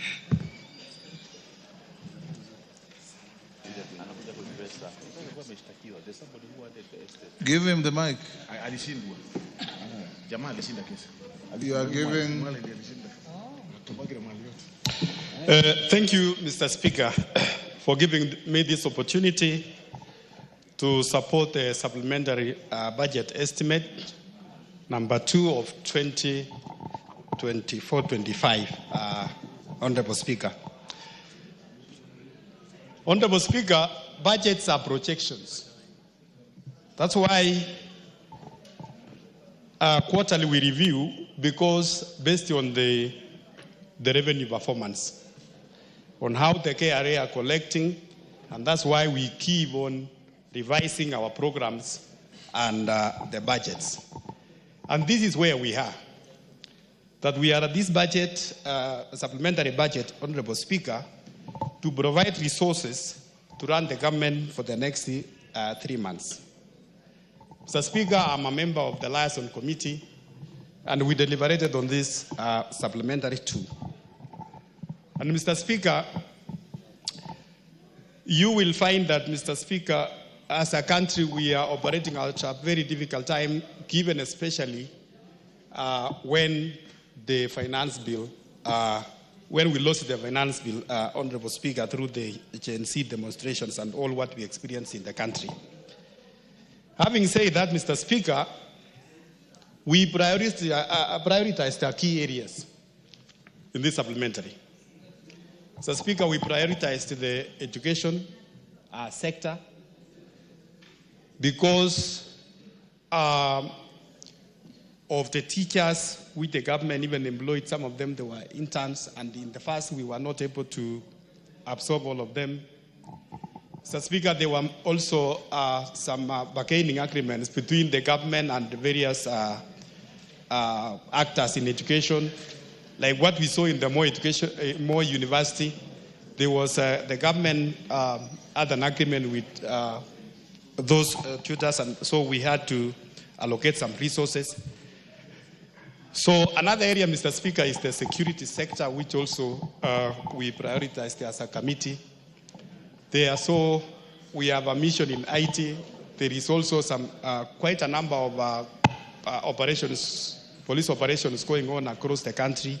In the North Rift areas of Turkana, Elgeyo Marakwet, because of the banditry there is some resources which were allocated, and also to our military, because those are the important sectors, Mr. Speaker, because if we don't have a peace in the country, so the economy we are talking about and all that comes with it is not possible.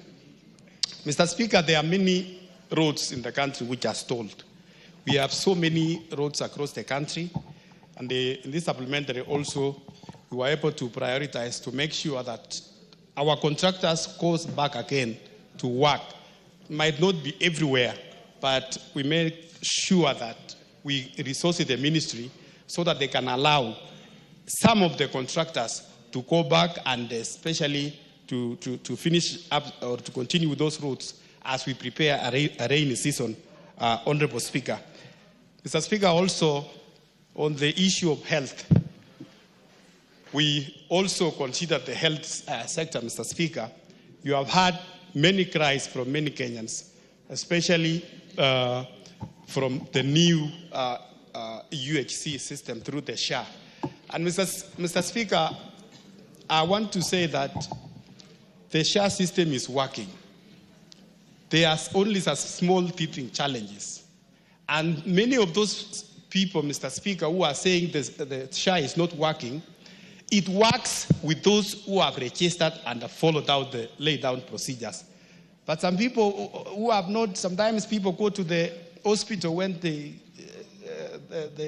want to be attended and they are not registered. We want to ask the Kenyans, if they want to get assistance from SHA, they must register. And Mr. Speaker, we have also allocated some money towards CDF, Mr. Speaker, so that to help many of our students who are still waiting for the bursaries. So, Mr. Speaker, I know we, even as a house, we have been asking many times, where is the money for CDF? The bursaries we have not disbursed. May I want to tell the honorable members, Mr. Speaker, that we have some allocation which will go towards the bursaries of our students. Mr. Speaker, on the water sector also, we considered there are so many stalled dams, water projects across the country, Mr. Speaker, and in this supplementary, we have provided some resources so that we can sort out pending bills and make sure that those stalled projects are again taken up and the contractors goes back to site. Mr. Speaker, on the issue of digitization, we want to really thank the government, Mr. Speaker, for moving many government services to e-citizen. Mr. Speaker, before, the government was collecting in terms of A. They were collecting almost close to 500 million a month from A. Lakini now, Mr. Speaker, the reports we got from... but now, Mr. Speaker, we are collecting close to 19 billion every month through the e-citizen, Mr. Speaker. So, you know, the honorable buyer is confusing me with Kiswahili here, Mr. Speaker. So, we are collecting close to 19 billion, Mr. Speaker. And it is, if we continue with the remaining services, Mr. Speaker, if we continue digitizing and put more services to e-government, I'm sure we are going to collect more in terms of A as a government. Mr. Speaker, Treasury, when they appeared before us, we told the CS Treasury, many government services have been digitized. But in Treasury itself, apart from the IFMIS, there is need for government to integrate IFMIS with the government payroll. There is need to integrate IFMIS with the government pension system. There is need to integrate IFMIS and have one single treasury account and create an accrual account so that we don't have every ministries, you know, having their own accounts. And by so doing, we will be streamlining the government finances. We also request the Treasury, Mr. Speaker, there is need to have a debt register. As a country, we realize that our debt management system is still done manually. So, and there is need to digitize so that we have one debt management system for the government. And the last, Mr. Speaker, I can say is the Article 223, which, Mr. Speaker, from what we saw, to an extent, if this House is not careful, Mr. Speaker, the Article 223 can be misused. Money is just withdrawn And then they say, okay, because it's an emergency, it is as serious for security reason in government. And by so doing, Mr. Speaker, if it is not checked, it can be misused. So we requested the CS Treasury to make sure that if he wants to use the Article 223, he must write to this House for approval, Mr. Speaker. So, Mr. Speaker, with those many remarks, I want to ask colleagues that we support this supplementary budget too, so that we can resource our ministries, we can resource our government in the next remaining months of the year. Asante. Thank you, Mr. Speaker. George Murugara. Thank you. Thank you very much, Mr. Speaker. Mr. Speaker, allow me also to join members of the House in supporting the supplementary estimates too, which the liaison committee went through, burnt the midnight oil to ensure that we have this report ready, and we are able to approve the same for purposes of running the country for the next couple of months. Allow me to congratulate the Honorable Atandi, who is the new chairperson of the Budget and Appropriations Committee. I have worked with him in that committee severally in the past. I know he's very firm, meticulous, and that he's actually cut for the job. We'll only ask him to be a little bit slow to allow us to do committee works. And when we go there, let him not just tell us, you have to go by what we say. We will be there to plead for our agencies, and he has to listen to us and allocate to us the resources those agencies need badly so that they are also able to operate. Mr. Speaker, it goes without gainsaying that, in fact, the country continues to make strides in the economic sector. And this is welcome. And especially after we lost the Finance Act of 2024-25. And as a result, the country has been operating on its supplementary estimates. I've just seen a report that we have actually paid out the Eurobond through various economic transactions, some of which may not be known to me because I'm a layman in economic matters, and that we've been able to procure further funding for the country, and therefore our liquidity levels continue to improve. As we pass this supplementary, mine would be to ask the Treasury, the National Treasury, the Committee on Budget and Appropriations, that let us consider the entire country for development, even if not equally, but equitably. We know very well that the last few days we had mamas in the House, and those mamas came along when we were shown figures regarding how budgets were applied to various parts of the country. We cannot say by any iota of speech that this was equitable, because possibly it was done in a very covert manner, that this was behind our backs. We didn't know what was being done because it was covered, but now it is coming to light that there would be skewed allocation of resources to favor certain regions against others. Let Treasury now come up, and especially for the rural marginalized constituencies, including my own constituency of Tharaka, we need to see resources being allocated so that we can also develop and catch up with those other areas that are actually developed in the country. We need to see resources going to energy. We have allocated resources both in the supplementary and the BPS. Areas that are down in connectivity, their percentages are too low, must be looked at. We have areas that need to be watered, our level of water availability is not the same in as much as water is devolved. The policy of water, the budgeting for water is actually done by the national government, and it should reign on even county governments to ensure there is equity when it comes to water supply in the various areas. Roads, we cannot debate this without mentioning roads. That it cannot be that only certain areas would be developed in terms of road network when others are left behind. As we look forward to the next BPS, which is going to be the budget for the year 2025-2026, we want to see equity in there, such that areas that do not enjoy tarmac roads are actually allocated sufficient money to start having tarmac roads.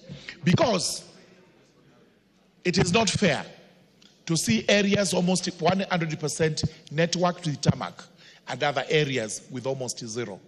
That cannot be fair, that cannot be just, that cannot be equity in any way. Allow me to speak for some of the agencies that are under justice and legal affairs, including the judiciary, which is an arm of the government. I wish to thank the Liaison Committee because it has made certain provisions out of the way to ensure that judiciary is well funded, both in this supplementary and in the BPS. This is because judiciary has always been making complaints that as Parliament, we do not take care of them sufficiently. That the lion's share of the budget goes to the executive, then it is followed by this House, and they say we are a little bit selfish when we are allocating ourselves that money, and we give them what they consider to be paltry, insufficient. Thank you, Liaison, because of the provisions you have made in this supplementary for the judiciary.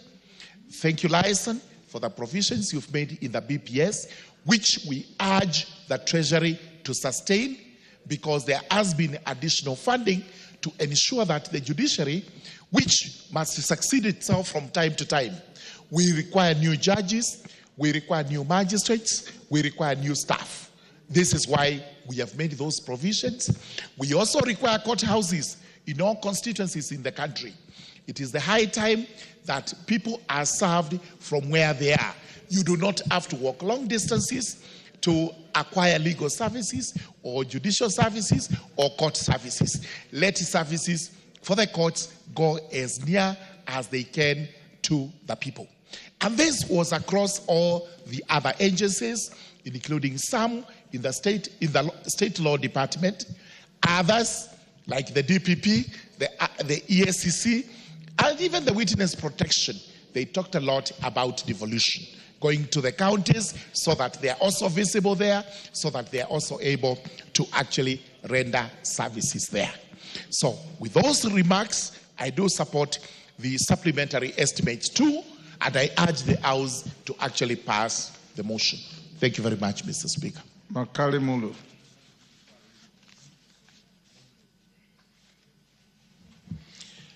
Yeah, thank you so much, Honorable Speaker, for this opportunity, so that I add my voice to this important debate on the second supplementary estimates. Honorable Speaker, I want to start by appreciating the work which has been done by the Liaison Committee in terms of processing these supplementary estimates. Honorable Speaker, I'm very happy that the Liaison Committee got a chance to do this processing, because in the past, when they have appeared, when the chairs have appeared before the committee, they have always complained that it's a committee which reduces their budgets. I'm sure now they will not be saying it's a committee which is reducing their budgets, because they have seen what it takes to process a budget. You procedurally look at the bigger picture, not the departmental picture, which my friend Honorable Murogaru is focusing on. But I'm very happy that you have managed to go through this. But even as I say that, Honorable Speaker, I just want to make the following observations. If you look at Article 223 of the Constitution, is where the issues of supplementary estimates are anchored. And normally, there are two key areas which you consider when you are dealing with the supplementary budget. The reason why we have supplementary budget, Honorable Speaker, is to address issues of unplanned activities which are critical for nation building. The second one, Honorable Speaker, is issues of emergencies. And anytime we process a supplementary budget, those are things you should be considering. But over time, Honorable Speaker, there has been a problem with the way we have been processing our supplementary budget. And if you look at the past reports and most of reports of the Budget and Appropriations Committee, you realize that these things have been captured many times. One of the key areas where we have raised issues of concern, Honorable Speaker, has been the issue of development budget. Honorable Speaker, the Public Finance Management Act provides that at least you should have a ratio of 70% recurrent, 30% development. And in many cases, you realize that when we are doing the annual estimates, we would, to some extent, try to adhere to those ratios. But now, when we start working on the supplementary budgets, Honorable Speaker, in many times, what suffers is a development budget. And in most cases, as we close the year, Honorable Speaker, you realize that the development budget has been reduced to a level which cannot sustain serious economic growth. And I think, Honorable Speaker, this is a matter the House needs to take very serious, so that even as we process these budgets, Honorable Speaker, we ensure that we don't allow serious reduction of development budget unless you don't want to grow the economy. So that's the one area I thought, Honorable Speaker, I need to mention. The other area, Honorable Speaker, which is critical because I've looked at this supplementary budget, is the issue of public participation, Honorable Speaker. Honorable Speaker,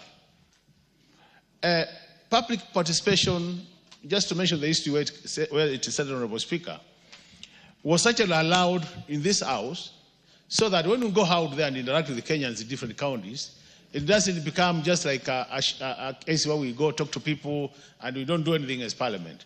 So as an assembly, we did agree that it's important the executive allows some resources so that when Parliament goes out for public participation, Parliament can be able to include some projects of public interest into the budget which will not be captured by the executive.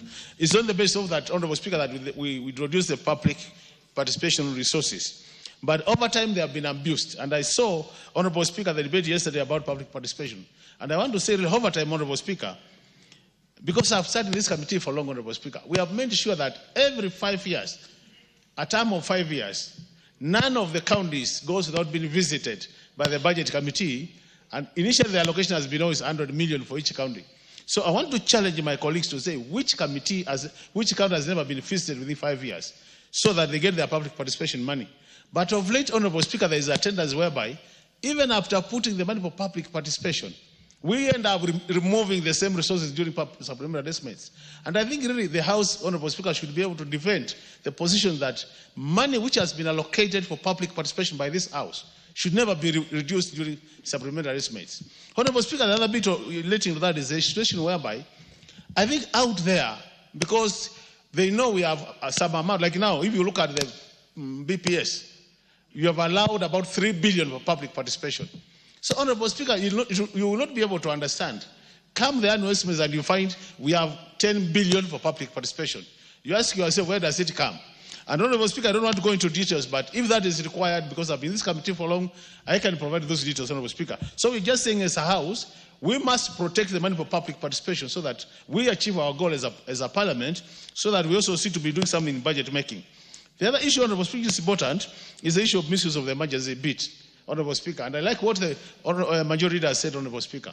We've seen many times when the Treasury goes out of their way to use Article 223 to fund activities which can never be categorized as emergency, Honorable Speaker. And I think as a House, we need to guard that position that when it comes to emergency matters, 223 should only be used purely for emergency matters. In that case, then we will be able to manage the budget as it should be, Honorable Speaker. The third point, Honorable Speaker, which is critical, is the issue of the budget deficit. Honorable Speaker, I think now in this House, all the members know something called fiscal consolidation, Honorable Speaker, because this is a matter which has been discussed everywhere in this country. It's a matter which appears in all budget proposals. But Honorable Speaker, over time, we started very well. Like now, we have proposed in the coming year, we are going to have a budget deficit of 4.3% of the GDP. But I can tell you for sure, Honorable Speaker, by the time we close the year, you find we are around 6% or 5.something%, meaning that we are using the supplementary budgets to widen the budget deficit. And in reality, the more you do that, honorable members, the more you create room for more borrowing. And the other worrying thing, Honorable Speaker, is if you look at now our borrowing ratios, Honorable Speaker, we have moved from borrowing externally to borrowing domestically, Honorable Speaker. So you find, you look at the ratios, we are borrowing more domestically than externally. And what that does to our economy is that domestic borrowing, you pay higher interest rates, and you have a shorter repayment period. So the loans become very expensive. And that's why you see most of our recurrent demand now, our revenue is going to servicing interest payments. So, Honorable Speaker, as a House, we must guard a situation where we say now, like now I've seen we have proposed that 65%, that 5%. 65 should be external, that 5 internal. But the way I look at it, Honorable Speaker, once we take that position as a House, can we stick to it as a House so that we don't allow this flexibility which allows changing these ratios? Because they have serious implications to the economy when you allow them to be changed. So while I agree that this is important, even as we approve this supplementary budget, it is important we analyze what do these additional figures do to our budget deficit in terms of the ratios we approved the other time. The other thing, Honorable Speaker, is the issue of privatization of expenditure. Honorable Speaker, this is something which worries me a lot. And I want to speak as an economist, Honorable Speaker. Honorable Speaker, in an economy, it is important we get priorities in terms of where do we spend our money, in terms of where do we spend our money as a country, public expenditure. And in most cases, you find that, Honorable Speaker, you analyze this, you will not be surprised to find that we are pushing additional resources for recurrent expenditure and not development expenditure.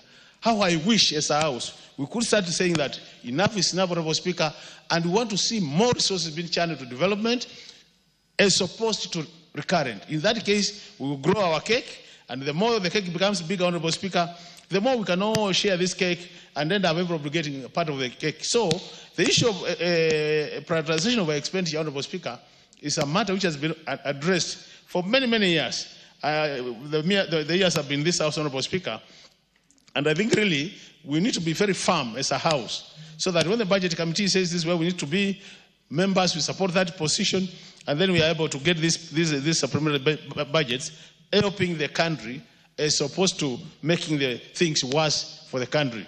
I'm happy, Honorable Speaker, when I hear that the revenue status is changing, because what the majority has said is that we are now collecting more than we had projected, although really, when you look at the statistics from the Kenya Revenue Authority, Honorable Speaker, I think we are still underperforming in most revenue streams. We are not performing as expected. So I wish that we also ensure that we don't have any leakages as when it comes to revenue collection. In that case, we'll be able to get more revenue, Honorable Speaker, and we'll be able to fund our activities. As I conclude, Honorable Speaker, I'm happy when I hear that we have put more priority, more focus on areas like SHA, education, because, Honorable Speaker, we are seeing our workers in this country.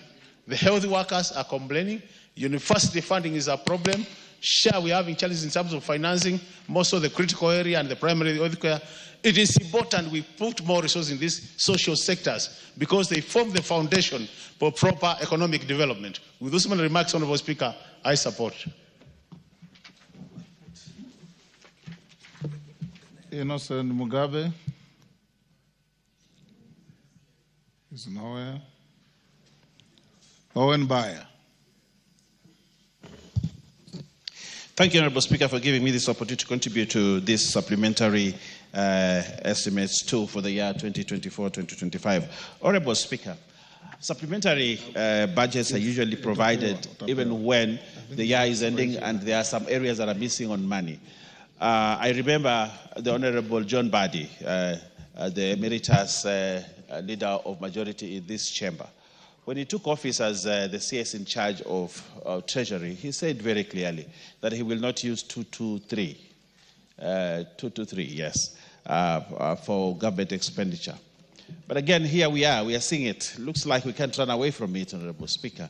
But anyway, we must speak to it and actually provide money. And one of the things I want to say, one of the things that we must do is to ensure that as a country, we make money available for salaries and allowances for constitutional and independent officers. Honorable Speaker, in the budget there were shortfalls, and because these shortfalls were there, then we have to supply money and make sure that the salaries are given. Another important component, Honorable Speaker, of this supplementary estimate is that it was observed by the committee that pension payments under CFS will remain unchanged at 2 to 3.15 billion, including ordinary pensions of that. Because commuted pension, 845. Honorable Speaker, I want to say that many Kenyans who are suffering because they have never received their pension after retirement. There are many teachers out there, they have retired, they have not received their pension. There are many public servants, there are chiefs and assistant chiefs who are out there, who are crying out loud because they have not received their pension. Honorable Speaker, if this supplementary budget is going to make available funds to ensure that we give money to chiefs in terms of and other public servants, we give them money to ensure that we pay their salaries, then this will do what is required to be done. Honorable Speaker, one important component is the health insurance, Honorable Speaker. The Social Health Authority has registered over 20.2 million Kenyans. There are many stories that it doesn't work, but there are also very good stories that it is working. And I want to tell this House that SHA is working. And there are many Kenyans that are benefiting from it. What we need to do is to ensure that we have provided money for it. So, Honorable Speaker, we are providing more money to ensure that primary health care fund and the emergency chronic and critical fund has been allocated additional 6 billion in the supplementary budget number 2. This, Honorable Speaker, is a step forward to ensure that we reach at universal health care for this country. Honorable Speaker, again, what is very important to me is issues of tourism. The creation of the Wildlife Conservation Trust Fund is in progress, with the necessary funds already deposited. However, an additional 50 million is required for resource mobilization, recruitment, and staff maintenance and other operational activities. Honorable Speaker, it is important that this important heritage that we have, especially wildlife conservation, continues as an important heritage for this country. And therefore, an additional fund to ensure that we run the Wildlife Conservation Trust is a step in the right direction. Honorable Speaker, I would like to speak about the blue economy. The State Department for Water and Sanitation has faced a significant budget cut, with its gross estimates reduced by 22 billion, while there is slight increase of Kenya shillings 87.2 for recurrent expenditure. The development expenditure has been slashed by 22.9 billion. This makes me sad, Honorable Speaker, coming from an area where blue economy is key. And when we speak, Honorable Speaker, in this parliament and say that blue economy or any other part of government, we say blue economy is important, it must actually be seen in the budget. You cannot be saying that blue economy is important. We cannot be saying that we want to invest in blue economy and then we cut it by that magnitude of funds. Honorable Speaker, I would like to say that blue economy is important. We need to resuscitate the fishing industry. We need to ensure that all matters that are blue economy are properly done. But we cannot do it if we cut the budget by 22.9 billion.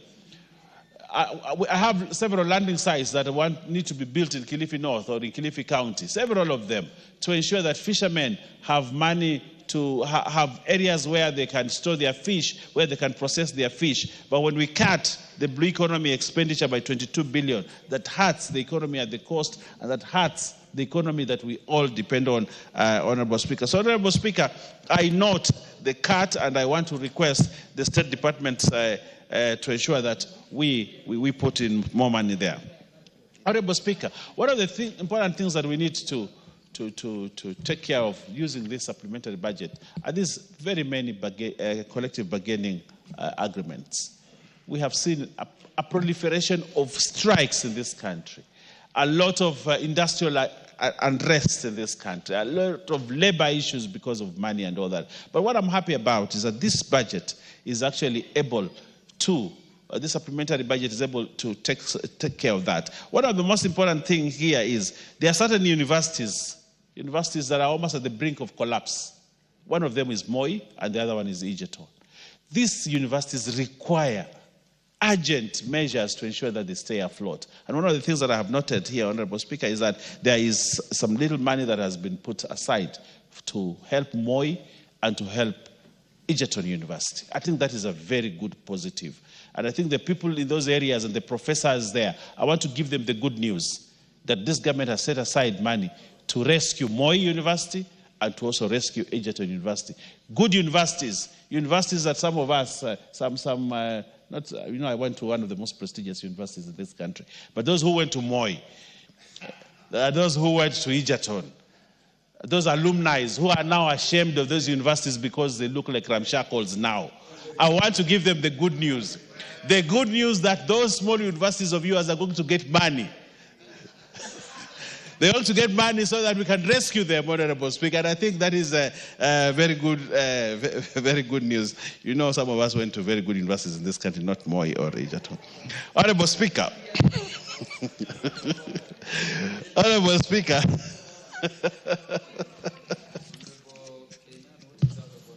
Mr. Speaker, is it in order for the Honorable Buyer to use the floor of this House to demean and downgrade critical national institutions like Moi University, Egerton University, while our role as the representative of the people of Kenya is to boost the image and pride of those institutions? Because if any non-Kenyans today listens to what the Deputy Leader of Majority has said, it's like you will believe Moi University is all. It's a small university. No, Moi University. I'm an alumni of Moi University. Professor Kindiki is an alumni of Moi University.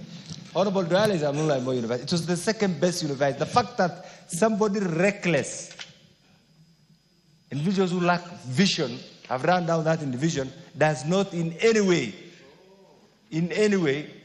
negate the critical role those institutions have done. What you should be telling us right now is how can we secure, and by the way, for information, I'm glad that the Leader of Majority is also here. Even Nairobi University is on the verge of collapse. You know it. So are we safe? Where is our education? Just a minute, my friend. Okay. You're going to start a new topic.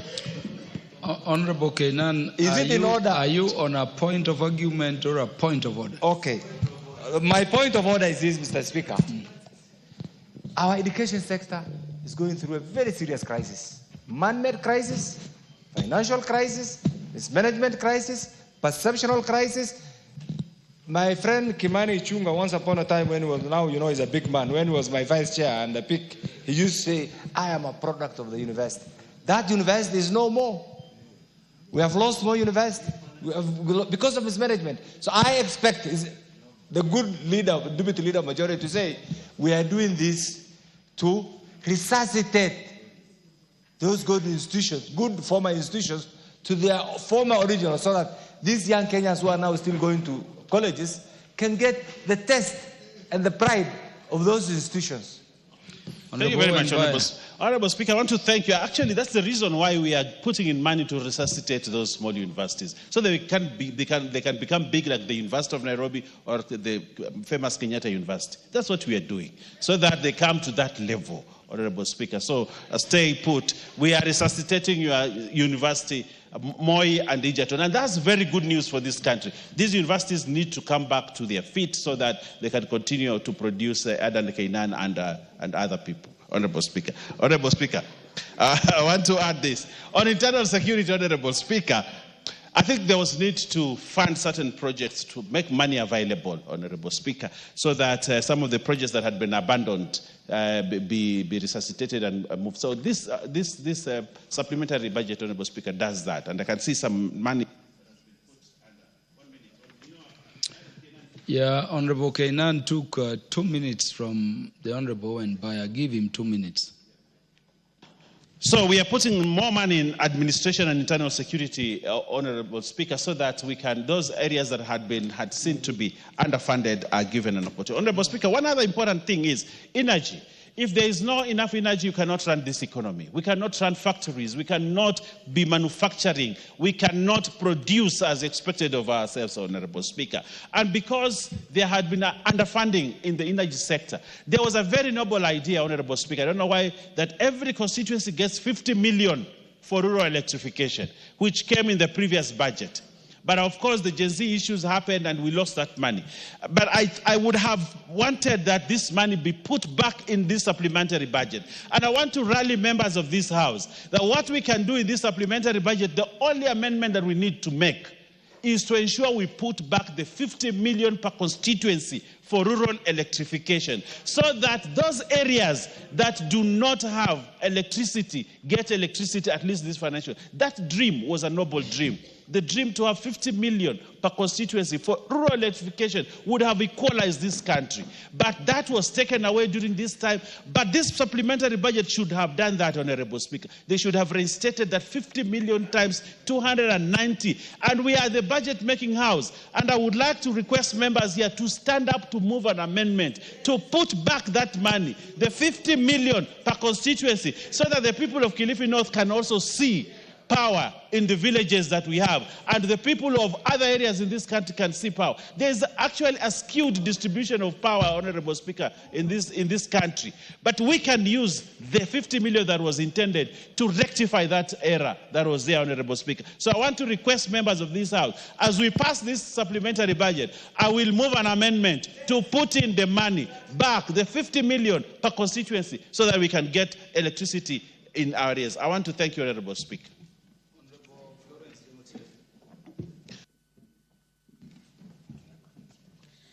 Thank you so much, Mr. Speaker. I also want to add and add to what my colleagues who have spoken before me on this matter of supplementary that was culminated, that is going to culminate our main budget in the next 3 months. Mr. Speaker, from the onset, I want to declare that I'm the member of budget, and I also want to congratulate my chair, who we elected today, and the vice chair, and all the new members that joined us. Yesterday, some of us were called remnants, but we are here to serve the people. But still, Mr. Speaker, I listened and I read briefly on the supplementary. This supplementary is done to recorrect most of the injustices that was done during the lack of passing of the finance bill. And it is a very crucial document that this country needs this money for purposes of growth and prosperity and to enable the country to run. And therefore, even as we debate, we are only emphasizing on the areas that is needed to be given more monies so that the country runs smoothly. On the areas of, I want to talk about most of these departmentals, because when I sit in the budget, Mr. Speaker, I don't sit to formulate the budget. I sit and oversight budgets that have come from departmentals, and many times from departmentals in ministries. Sometimes people think members of parliament sit and formulate and pass the budget.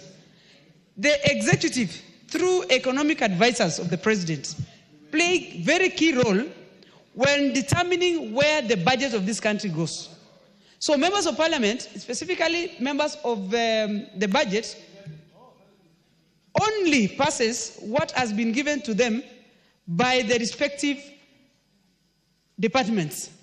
And therefore, it is very easy to say, someone else and members of parliament, please, when you are distributing or you are passing this, please give us equity. The equity does not start in parliament.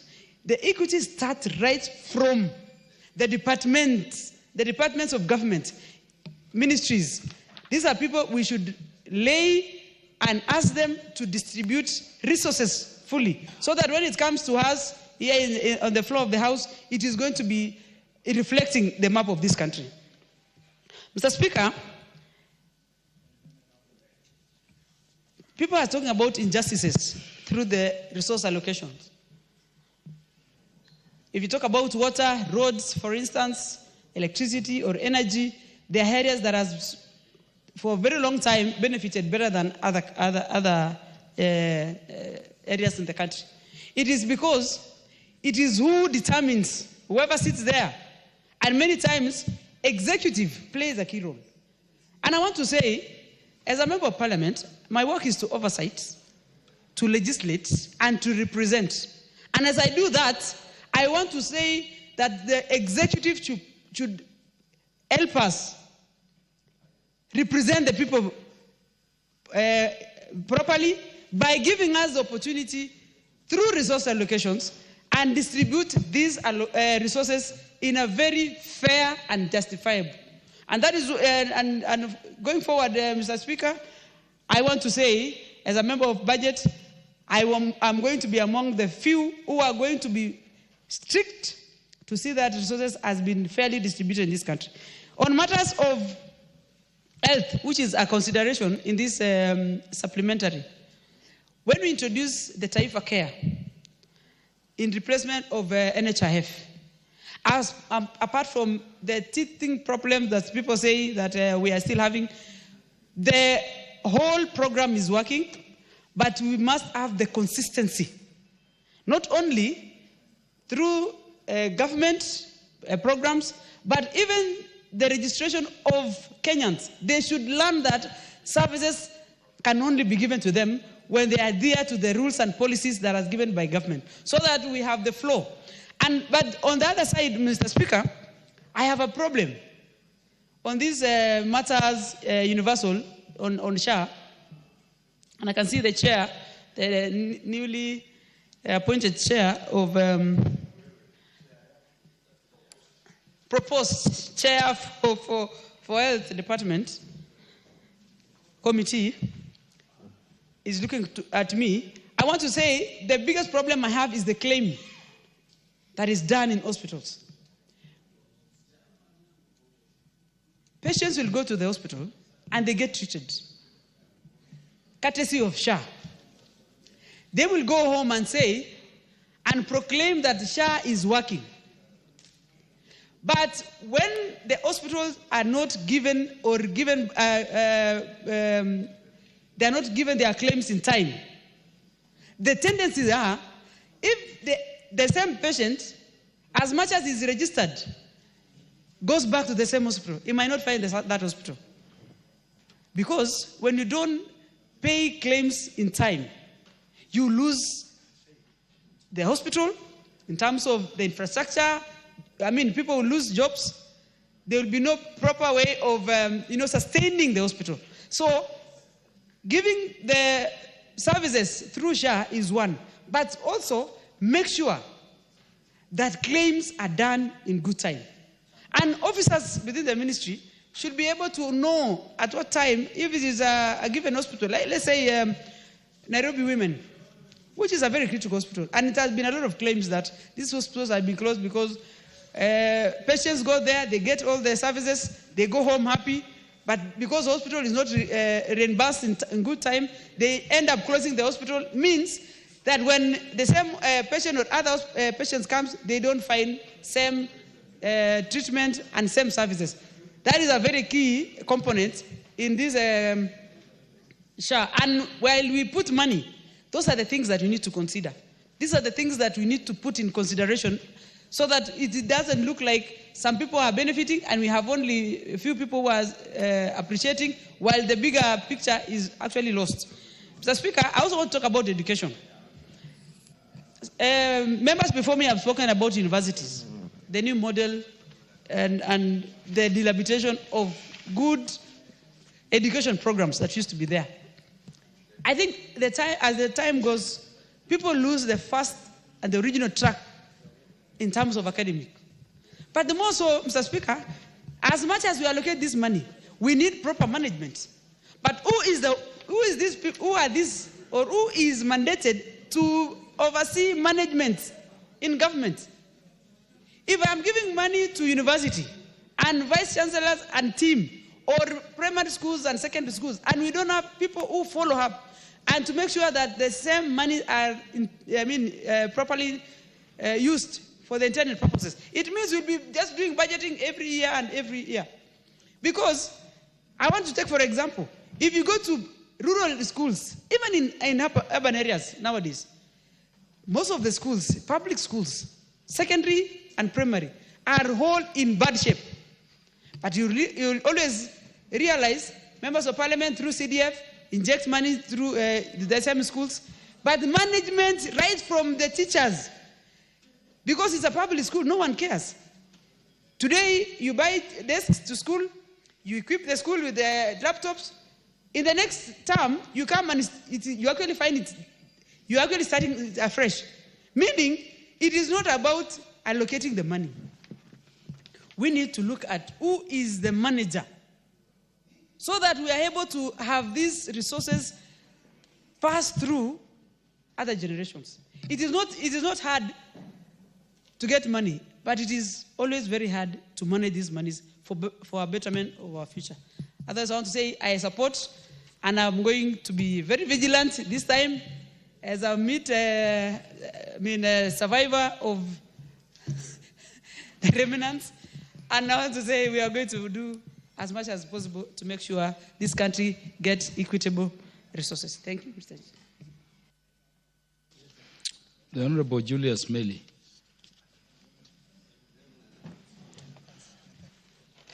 Thank you, Mr. Speaker. Mr. Speaker, I rise up to support the supplementary.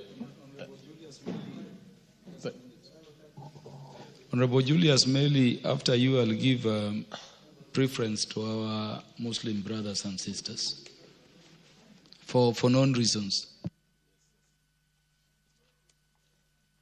Thank you, Mr. Speaker. I know our Muslim brothers, they are having, what do you call it, a celebration, or they call it iftar, yes. Thank you for informing me that. Honorable Speaker, I rise to support this bill. This is a supplementary appropriation bill, supplementary bill 2. And more importantly, Honorable Speaker, I want to say that this bill takes into consideration the debt management strategy, in the sense that it ensured that the spending is actually brought down and does not go against the management of debt in the country. There are several issues that I want to point out, more importantly, on what the supplementary budget took into consideration. Issues that are of importance, Honorable Speaker, are issues that touches on pensions of retirees. I want to say that as much as the retirees serve this country with dignity, with commitment, and with dedication, many of them are actually having problems in their retirement. They aren't not able to pay for medical bills. They cannot even pay for their school fees and assist their family members. They cannot even afford to buy bread and put food on the table. Yet they have served this country for 30, 40 years. Honorable Speaker, this is the time that we need to have pensions to be the first charge in all our payments. So that immediately we need to know government through planning. And I want to really ask the National Treasury to put a lot of emphasis on the Ministry of Planning and Economic Development. If we can plan, if we cannot get to know how many of the money that we are collecting is supposed to go to retirees, to debt, and to development and service provision, we as a country are going to have a problem. So retirees needs to actually be taken into, to be the first people to be considered. Majority of members here are actually in their 50s, 60s, and even some are even senior. Yes. I'm saying so because even for those who are young, if you don't make a plan, you will retire into problems. You will retire into a lot of problems as you leave this particular house.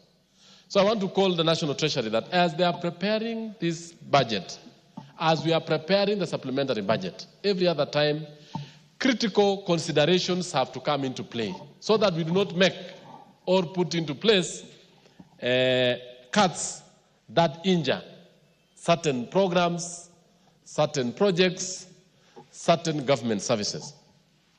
Two, Honorable Speaker, I want also to say that the budget speaks a number of cuts. We have several cuts which at times will also injure the growth, the overall growth of the economy. We also need to look into to put into consideration areas where we need to know why are we cutting. Let me put into consideration the issue of pending bills. Pending bills and contracts that have been signed. And let me put an example in the TVET sector.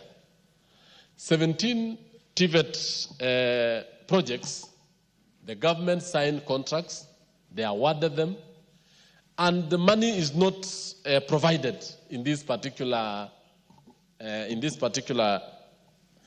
supplementary budget. This means that the government will, first of all, get into court litigations, will get a lot of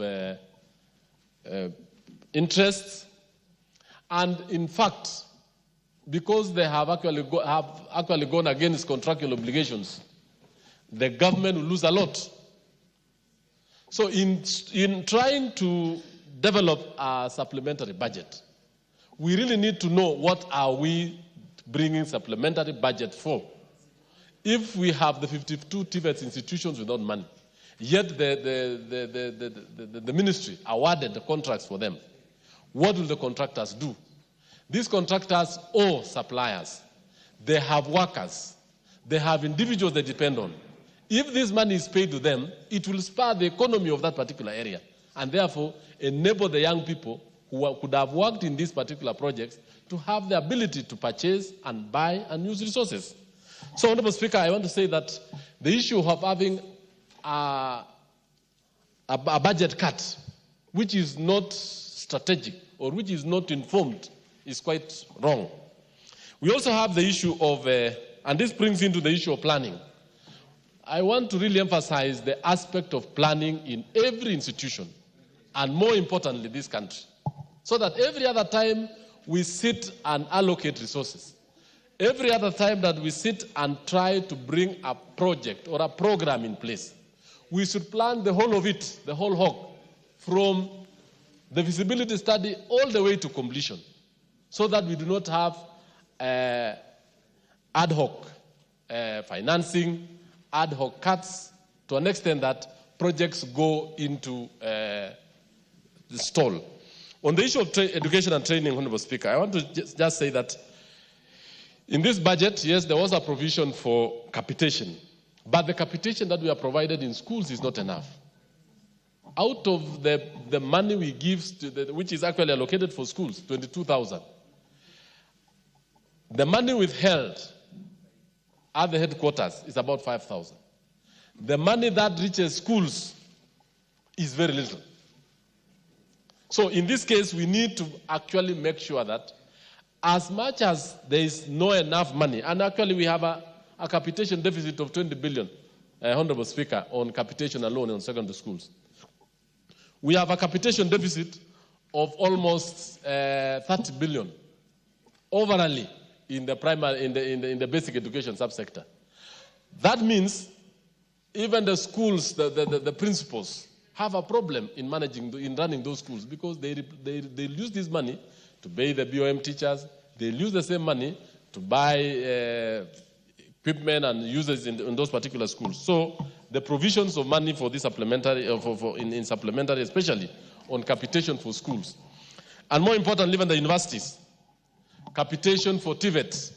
The universities, I know, have issues, especially on the issue of the funding formula. We did talk to the Ministry and Higher Education, more importantly, on the issue of coming up and looking at the issues that were raised by the courts, addressing those particular issues, and making sure that the funding formula and the students get the money. The biggest problem that we have in this particular supplementary is the university stalled projects. We have over 80 stalled projects in the universities, and none of them, I think about 2 of them, were only funded. This raises a lot of questions now on the use, the rot that will be occasioned by the rain, the pending bills that will attract penalties for the government, And even more, that the students have their hostels or their administration blocks are not in use, the laboratories and all this. So I'm actually asking that as we move ahead on the issue of supplementary, and now we wrote the BPS, it is prudent on this House to sit down and allocate resources on areas that touches the people a lot. I want to support the issue of SHA. It has been allocated 6 billion shillings. These resources will actually go a long way in assisting our people. That particular resource, I want to ask the new chair and congratulate him because he's a renowned medic, to make sure that the program runs down. And the teething problem that we have in SHA is a very good program. Those particular small teething issues, set up a team of experts, both in administration, in ICT, and in management, so that as we move along, those particular issues are corrected and the Kenyans are able to walk into a hospital, be treated, and get to his or her home without any problem. This issue of a number of complaints being raised every other time should not arise. It is a management issue. It is an ICT issue. It is an issue that needs to be addressed, our chair, health. And I want to ask honorable members that we move across after those particular issues. And I want to ask Honorable Nyekal, who is a very respectable member of this House, that it would be even good that those particular issues that have been raised, you bring it to speed to members, tell us how you've handled them, how we can assist the government to publicize it out there in our constituencies and run out so that every Kenyan is able to benefit from this. Apart from that, we have the youth programs. This bill, this supplementary has addressed a number of youth programs, a number of water programs, and more importantly, the roads. I want to say that if the issues that have been raised, especially the payment of pending bills on roads, Honorable Speaker, will actually be addressed, then you'll see that most of the issues that we have, especially on circulation of money in the country, from the contractors, from the water contractors, from the road contractors, and from the contractors in schools, will actually be a thing of the past. Lastly is the issue of CDF. I've seen we've allocated resources on CDF. CDF is a very pivotal fund in this country. And I want to ask that let this fund be disbursed as early as possible because it affects every home in this country. Bursaries is 90% funded by CDF. Construction of schools. I think if we are to do a comparative study on how much or how some funds have assisted this country, CDF have seen the development of hundreds or thousands of schools across Kenya, has seen a number of students who are not able, who could have otherwise not been able to go through school, benefit from CDF scholarship. I've seen in my constituency where most orphans, students from orphan background, are able to get school fees and go through from in secondary schools. I also want to say that the issue that we need to put a lot of emphasis is the issue of in diaspora and foreign markets and foreign labor. This is the time that we need to look at what other nations have done. I think we've seen what the migrant laborers from our sister countries like India and the Southeast Asia have done, even in the Middle East. This is the time we need to study what they've done, how we can do, and how we can do it better. So, Honorable Speaker, I rise to support this and ask my colleagues to support this supplementary estimates 2 of 2025-26. Thank you, Honorable Speaker. Honorable Adan Kinan. Thank you, sir. Mr. Speaker, by definition, supplementary is used to address unexpected and avoidable circumstances. Because people are questioning, because a government is a system. In fact, in some jurisdictions, some of these developed countries, they have supplementary estimates almost every month. So it's not a surprise, it's not out of place that we have, this is supplementary 2, almost 3 months or 4 months to the end of the financial year 2024-2025. So it's not unexpected. And the other bit, Mr. Speaker, that supplementaries are used actually to address also, to adjust the budget realities with the framework, the fiscal framework. Equally, supplementaries are also expected to cater for any carryovers from the previous financial years. So in our context, this second supplementary is in line with the PMF Act. It's not again out of the blue. I've heard people talk about it. Equally, the framers, and I know you're a seasoned lawyer, of the current constitution were not fools to have Article 223. Because they imagine you are running a system. Even in your own family, when you budget, I'm sure for money, if you have a weekly budget, and I want every member here to try this, try to have a budget for your family for 1 week. Within that week, you'll change 3, 4, 4 times. How about a state, a system, managing the affairs of over 50 million people? So it's not out of the norms. But Mr. Speaker, there are certain things that we need to address. While we expect that is the reality, we must also look at what will add value to the well-being of the people of Kenya, in particular the crisis in the education sector. Is it because of lack of funding? Is it because of inadequate funding? Is it because of mismanagement? Is it because of the decay in our society that today some of the key critical institutions like Nairobi University, Moi University, Egerton University are almost struggling? If you go to Moi University, Mr. Speaker, Moi University has some of the best infrastructure, educational infrastructure an institution is supposed to have. I am told during our days in the late early 90s or late 80s, some of the facilities like the Margaret Thatcher Library was the epicenter of the best ICT facilities, not only in Africa, but in the entire world. Today I'm told we used to have some of the best student facilities. Even the administration, I'm told the whole infrastructure is dilapidated. Students are running away. We can only blame ourselves. That rot needs to be cured. Nairobi University ICU, and I'm sure many of you, your colleagues here, have gone to Nairobi University simply because of the tussle, the power struggle between the management and the council. Can that not be cured? Egerton University is going through the same. As much as we invest in CPC, we must also be prepared to protect those critical institutions that are supposed to take over. You know, look at the stages in our education system. You have gone through CPC.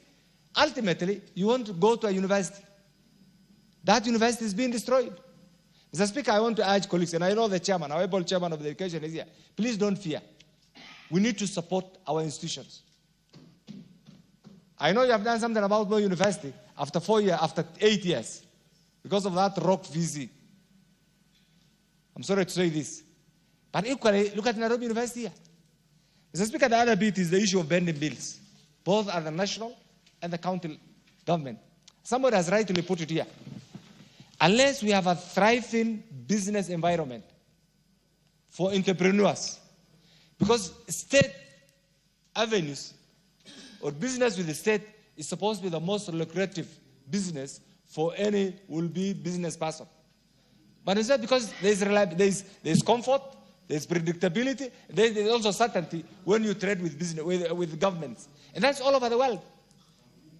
But here in our Kenya system here, Mr. Speaker, you do business with the national government, you are not paid.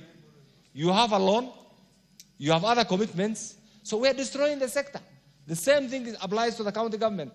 Mr. Speaker, I want to urge the leadership to put a program together to sort out the bending bills once and for all, if truly our desire is to have a meaningful economic growth and expansion of our capital base. Mr. Speaker, doing business right now is becoming a very risky venture. Mr. Speaker, as we go through this, in the next supplementary or in the next budget, priorities should be given to the business community. Because once we have a thriving business community, I can assure you, you will have a thriving economic growth. Mr. Speaker, this country on the face of it, we are supposed to be the epicenter of commerce and civilization. I'll not use the other one. And East, South, and Central Africa. But if you compare ourselves right now with the neighboring countries, Tanzania, Uganda, Ethiopia, look at their GDP growth. Why are we stagnant and why are they growing? Yet we are in the same environment, the same ecosystem called the East African Community. It's simply because of our management styles. Mr. Speaker, if you look at the news right now, every day, and I'm sure you are an analyst, and open the first page of all the leading newspapers, it is negative news. It's as if Kenya is coming to an end. It's as if everybody wants to run away from Kenya. This country is about us. And we are the leadership. I want to urge also the owners and the media practitioners to be fair to this country. We do not have a second country. This is the only country. Maybe Kenyans are lucky. We have never gone through militarism. We have never gone through a civil war. You need to find out from those who have gone. Some of us have relatives in Ethiopia and Somalia, Mr. Speaker, and we have gone through hell. So can we be responsible in what we do, even as we criticize the government, even as we criticize ourselves? Let's be objective. That will not destroy anybody. Mr. Speaker, coming to this, I know right now, under the leadership of the Honorable Body, this particular department actually is being properly managed, but the realities. When he was being vetted, he talked about the use or not using of Article 223. It's just like when you want to marry, you know it, all the sweet things that you want to use. But then the reality that will come is once you affirm that commitment, there are certain things that change in your modus operandi. So Article 223 will forever be there for any government. You can have it under different names. And that is why right now it's a reality. So Speaker, the other bit is there are regions that have been left behind. So Speaker, you know this. Equalization is a critical component under the current constitution. The sunset period is coming to an end. Yet the benefits are almost zero. Almost zero.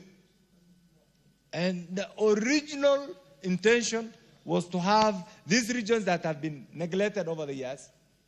Actually, we crafted it along the lines of the Marshall Plan of the end of the Second World War. But today, there's nothing that I can comfortably say is a product of equalization. Two, one, because of the many cases the governors have staged. Two, because of the bureaucratic nature of our system.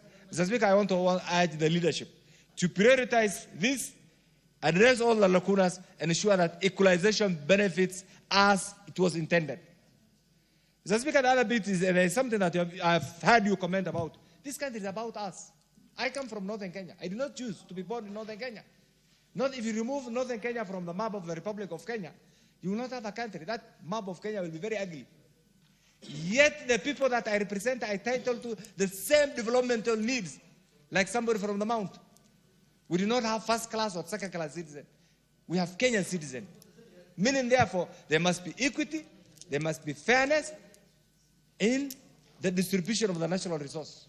That is the only way we can collectively pride ourselves and say we are citizens of the Republic of Kenya, equal before God and equal before the law. So that we can all submit to the will of God through this constitution. The will of the people through this constitution, because it's God that ordains everything. And Mr. Speaker, the framers of the current constitution were not also fools. In the opening chapter, when they equated representation to our sovereignty. This must be reflected in the budget-making process. And that's why, Mr. Speaker, again, the framers of the current constitution in the past, the budget-making process was a preserve of the executive. Luckily, this morning, we have passed the budget policy statement. It's a precursor to the budget-making process. Today, we are doing supplementary too. So I want us to look at this holistically so that when my region that has been disadvantaged gets a small benefit, it should be the pride for every Kenyan citizen. When the people of the lake who have been neglected over the years get certain benefits out of, right now, the broad-based arrangement, that should attract celebrations, not condemnations. And this is what will give us a country. So in conclusion, this is good. It's an eye-opener. And I want to urge the leadership to be fair in the distribution of our national cake. I support this, Mr. Speaker. Thank you. The Honorable Gabriel Tongoya. Thank you so much, Honorable Speaker, for giving me an opportunity also to add my voice on this very important matter on the consideration of the second supplementary estimate for the financial year 2024-2025. Honorable Speaker, from the very onset, I want really to most sincerely appreciate the Liaison Committee under the leadership of our very able Deputy Speaker, who really midwifed the entire process until to this stage. And they have really done it very well, despite that they got themselves in that particular position, occasioned by dissolution of the Budget Committee, and they have really done quite well. They had put their time, commitment, and that's why we are here. Honorable Speaker, and even, of course, not to forget the Departmental Committee, who really put a lot of effort to this particular work. Honorable Speaker, this supplementary 2 is coming after the suspension, of course, of the finance bill, which occasioned the more of actually kind of a revision of the estimates of the previous year. And that the suspension of finance bill, Honorable Speaker, occasioned extreme cuts and reduction across all government sectors. So this supplementary budget is really coming in handy to help the MDS and SAGAs to smoothly run their departments, awaiting the estimate ahead of us. Honorable Speaker, I want also to take this opportunity to really thank the National Treasury and the Kenya Kwanza government, led by His Excellency, for putting up very robust and progressive policies in place that has enabled this country, actually, the economical situation of the country to have a trajectory, a positive trajectory. And that is actually why we are in a good financial footing to even enable this supplementary budget, have several additionals to enable us address the very critical sectors in this country. Honorable Speakers, I want just to mention a little bit highlight in the supplementary budget that is before this House for consideration. And actually, I just mentioned that several key government sectors have really had a positive additionals. And more importantly, like in the road sector, Honorable Speaker, the road sector in the supplementary budget before consideration in this House, the road sector has had a 7 billion addition, which is actually the majority of it has been securitized through the road fuel levy, which will go a long way to enable us, actually, majority of this country, which has not been getting equitable distribution of road resources, to get a majority of their projects, which are stalled, addressed, Honorable Speaker. In fact, when we were going through this kind of documents and reviewing the figures, we were so impressed, and it's good to note, Honorable Speaker, and to be on record, that looking at around 6 point something billion that actually has been already been utilized under 223, you can really appreciate the principle of equity, the principle of fairness, that this road has been fairly distributed across the country. And there's no question this opening up of roads fairly distributed in the country will enable even the agriculture sector to really grow and able to address the issue of difficulties of having the farmers across the country having really access of their produce, access to the market. So the security sector really had a big increase, which I support, Honorable Speaker. On the issues of agriculture, Honorable Speaker, there is an additional about 7 billion, which seems to be addressing the issue of fertilizer subsidy. And Honorable Speaker, it's good to note that when the Kenya Kwanza government came into power, this country was really struggling with food insecurity, We remember, Honorable Speaker, we have some people who are doing demonstration all over the place, putting the souvenirs in their heads because the cost, yeah, it's true. I see Dr. Nyikal laughing. Because actually the cost of food, edible oil, the maize flour, and many foods were really so much high, beyond the reach of the majority poor Kenyans.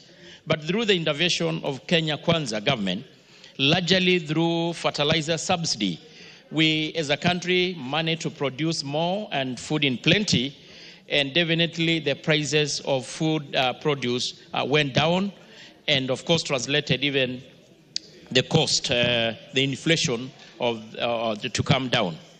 Honorable Speaker, there is also an additional 7 billion which goes to the issue of sugar. We know the President has been so much categorical and determined to address the big problem in sugar in this country, which has been there for quite too long. And I'm sure there are our colleagues here in the House who come from the sugarcane growing belt. They are actually in celebration mood because the flourishing of the sugars. And I want really to support this. I know it's no doubt is going really to enable this sector, very crucial sector in this country, to continue having an upward growth. Honorable Speaker, more importantly also, the issue in the milk sector. In the budget, there is an additional 2 billion shilling, which the majority of the pastoralist community and members here, where some of us come from, there is an additional 2 billion, which I think will actually enable some farmers and communities to have the milk coolers, which has been promised by His Excellency the President. And I want also to appreciate that the issue of the milk coolers, coming at a time even the cost of milk per litre is been now at 50 shillings, will be able really to spark growth and able to help a great deal. Honorable Speaker, I want also to mention the critical sector, security sector. In the supplementary budget before us for consideration, Honorable Speaker, it's good to appreciate that there is a 2.5 billion Kenya shilling for police modernization. Honorable Speaker, you remember, because we sit in the same committee, the Kenya Kwanza government embarked on modernization of our security sector, mostly the national police and security organs. And in the first financial year, there was a 6.5 billion. There is now another additional 2.5 million. And we can contribute this very to even reduction of insecurity and cattle rustling in majority of the troubled counties. More to mention just the North Rift, the Kerio Valley. In the latest report, when the President had the national address, we noted that there was a reduction of insecurity in those regions by 70%, which is so recommendable. And to a big extent, this could be attributed to the issue of modernization of our police officers who are helping us to maintain peace in those regions. So the continued adding resources to this modernization program is so much welcomed, and is no doubt is going to help our police officers who are making sure that this country is safe to enable them carry on their duty with ease. In the same sector, Honorable Speaker, it's good to appreciate that the insurance, there's a 5 billion for the insurance of our police officers that will able to add the already existing 3 billion. But again, it's good to note that there will still be a deficit of about 6 billion, Honorable Speaker. But it's no doubt this is much welcomed. We know how important roles and the danger, or kind of how they're vulnerable our security officers are. So the issue of insurance is extremely critical and important for them. And this is really very encouraging. Honorable Speaker, we also note in the same supplementary about 500 million in the DCI, which is in the form of A&A, more importantly in the sector of good conduct, AFIS certificate. And I want to tell Kenyans that this is a very important critical consideration, because we all know that at some times when Kenyans apply for these very important documents, they have to wait a little bit long, because at times we go manual At times, maybe actually the certificate expires. So enabling the DCI to have an A in A will enable them to really produce the good conduct certificate in real time. Actually, they were telling the committee when they appeared that they can be able to be doing it in less than 3-4 days. So this is very much appreciated and supported. Honorable Speaker, in the same sector, there is a 5 billion Kenya shilling that goes to really in the issue of e-citizens and ITA. ITA is electronic, sorry? What is out of order? It is out of order. Mr. Speaker, it is very unfair when the chairs of the committees who sits in the liaison committee already discussed the supplementary budget. It is very fair to give other members to discuss it.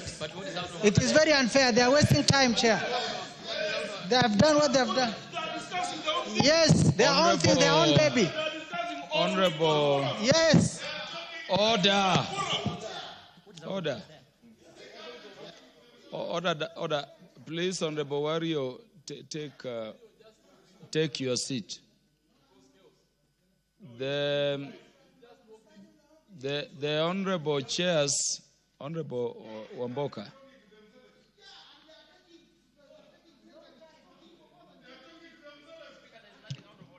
Order.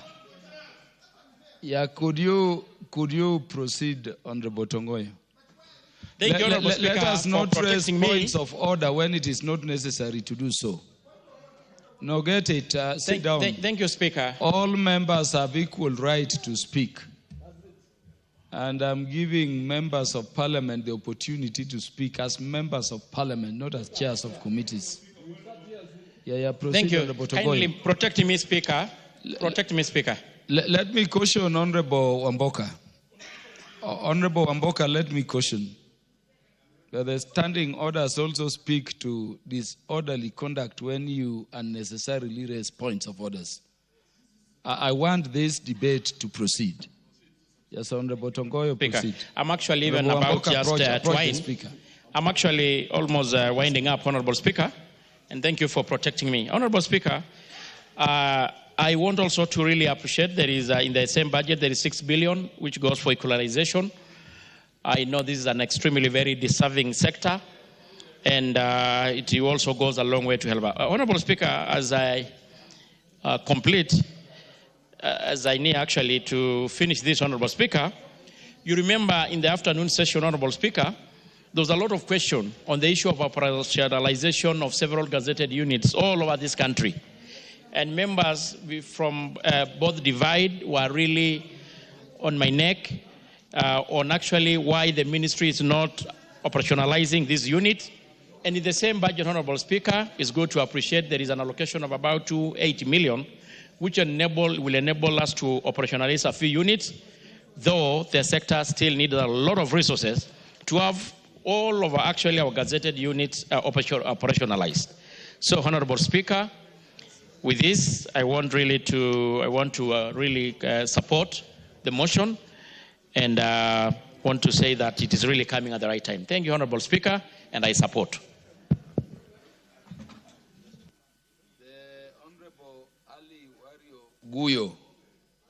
Ali Wario. Thank you, Mr. Speaker.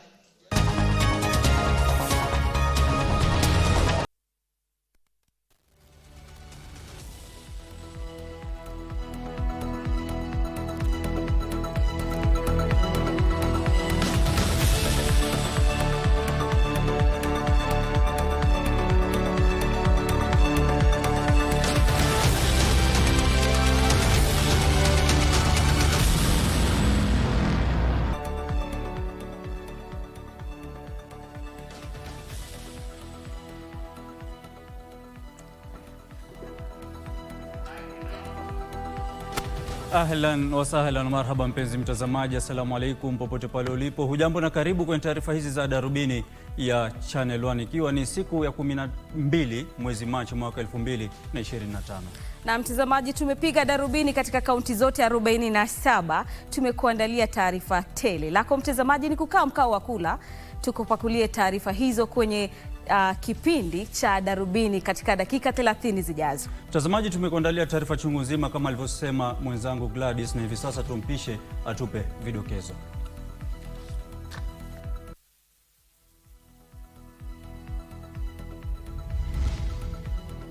Bei ya mafuta ya petroli yatarajiwa kuongezeka ikiwa halmashauri ya kudhibiti kawi itatekeleza mapendekezo ya ripoti ya utathmini.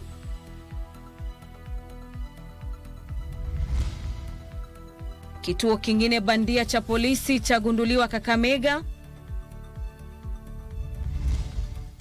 Having agreed and executed this agreement, the union has made decision to call off the strike. Na mgomo wa matabibu hatimaye wafikia kikomo kufuatia maafikiano baina yao na Wizara ya Afya.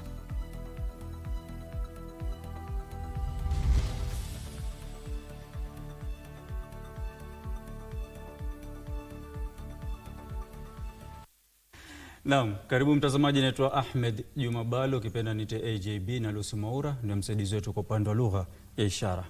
Na mtazamaji, mimi naitwa Gladys Mungai. Andamana nasi kuanzia sasa hadi mida ya saa 1:30 hivi. Na mtazamaji, iwapo unadhani kuwa suala la kuzinduliwa kwa kituo bandia cha polisi katika eneo la Keses, kaunti ya Uasin Gishu ni jambo lisilo la kawaida, basi tafakari tena. Na mtazamaji, katika kaunti ya Kakamega watu 6 akiwemo mwanamke mmoja wamekuwa wakiendeleza shughuli zao kwenye kituo cha bandia cha polisi, huku wakitia mbaroni wakazi na kuwatoza faini na hata kuwapa chakula. Lakini la kushangaza zaidi ni kwamba wanawake na wanaume walilazimishwa ama wanalazimishwa kukaa kwenye korokoro moja. Ni kwenye nyumba hii ya hali duni katika mtaa wa Makaburini, kaunti ya Kakamega, ambako watu 6 akiwemo mwanamke mmoja wanaojisingizia kuwa maafisa wa polisi wamekuwa wakiendesha shughuli kwenye kituo hiki bandia cha polisi. Hao vijana ni hatari sana, na yoyote ambaye angelitoa ile ripoti kuleta katika police station ama kuleta kwa assistant chief wangelimuua. Kufika huko nikapata kuna wenzangu huko wanachapwa, pia mimi nikaingizwa huko na nikalala huko siku 3 kana nachapwa. Wahasiriwa wakiwa ni wanaume na wanawake walizuiliwa kwenye chumba kimoja kula na kulala, na amini usiamini walitumia ndoo hii kujisaidia. Kama imekukaza tu unaingia tu ndani hiyo. Sasa hutaki kujua hata mwanaume kama ako hapa ama mwanamke. Sasa utafanya aje? Lakini sio hayo tu, washukiwa wanasemekana kuwatia mbaroni wakazi na kuwazuilia, huku wakilazimika kutoa shilingi 300 ili kuachiliwa huru.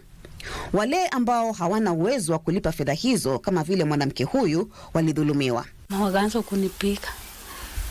kunipika wakaninyang'anya simu, pesa.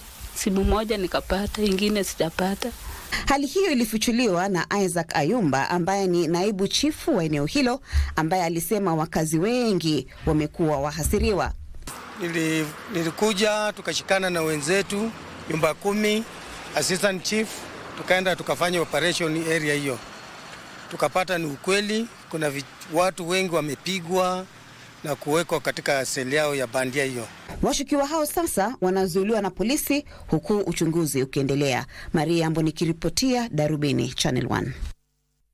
Na mtazamaji, tukiachana na vituo bandia vya polisi, hicho kikiwa ni kituo cha pili. Kwingineko ni kwamba serikali imeweka mikakati ya kukabiliana na vitisho vya usalama wa ndani na nje ya nchi, ikiwa ni pamoja na kukabiliana na ugaidi na magenge ya uhalifu. Katibu katika Wizara ya Usalama wa Kitaifa, Daktari Raymond Omolo, amesema huduma ya kitaifa ya polisi inajitahidi kuhakikisha mipaka ya Kenya iko salama. Na mtazamaji, kadhalika Omolo amesema kwamba serikali haitorudi nyuma katika vita dhidi ya mizozo ya kikabila, wizi wa mifugo na uvamizi katika maeneo mbalimbali ya nchi. Will agree with me that what the police have been able to do over the years, or over the last 1 to 2 years, has been quite commendable. And in the few instances where there would be, or there have been excesses, those have effectively been dealt with or are under active investigation. At the end of the day, this country belongs to all of us, and each of us has a role to play. The security sector or the security actors have a bigger responsibility because the Constitution demands so of them. But as we do that, then the rest of the country needs to work with us. Na chama cha matabibu nchini kimefutilia mbali mgomo wake kufuatia mashauriano na Wizara ya Afya. Matabibu hao waliogoma tarehe 18 mwezi Februari mwaka huu wakishinikiza kutekelezwa kwa mfumo wa kurejea kazini wa mwaka 2024, kuajiriwa kwa wanagenzi na kuajiriwa kwa matabibu wa mpango wa afya kwa wote kwa masharti ya kudumu. Akizungumza wakati wa kutiwa saini kwa makubaliano ya kurejea kazini katika afisi za Wizara ya Afya, Waziri wa Afya Diaspora Barasa alikiri azma ya serikali ya kushughulikia masuala makuu yaliyoibuliwa na matabibu.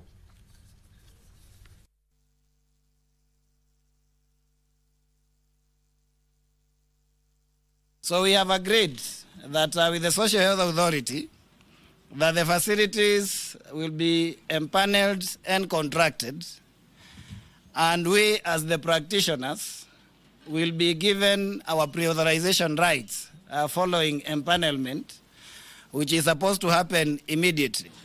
Having agreed and executed this agreement, the union has made decision to call off the strike, and our members are advised to resume duty immediately. My ministry remains open to ensuring that the needs of both healthcare workers and the public are met and or addressed in a timely manner. I reaffirm my commitment to the public to ensure that quality, affordable and accessible healthcare services reach all individuals in line with the government's pledge to leave no one behind. Na mtazamaji, tusalie katika masuala ya afya ambapo Kenya inahitaji shilingi bilioni 30.9 kila mwaka kuziba pengo la ufadhili wa mipango mbalimbali ya afya kufuatia hatua ya serikali ya Marekani ya kusitisha ufadhili wa miradi hiyo.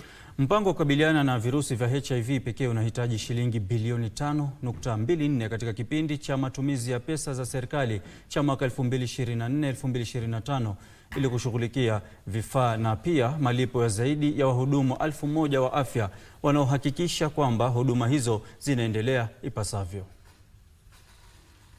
Hatua ya serikali ya Marekani ya kusitisha ufadhili zimeendelea kuhisiwa humu nchini, hasa katika kukabiliana na virusi vya HIV ambapo wahudumu 41,547 wameathirika.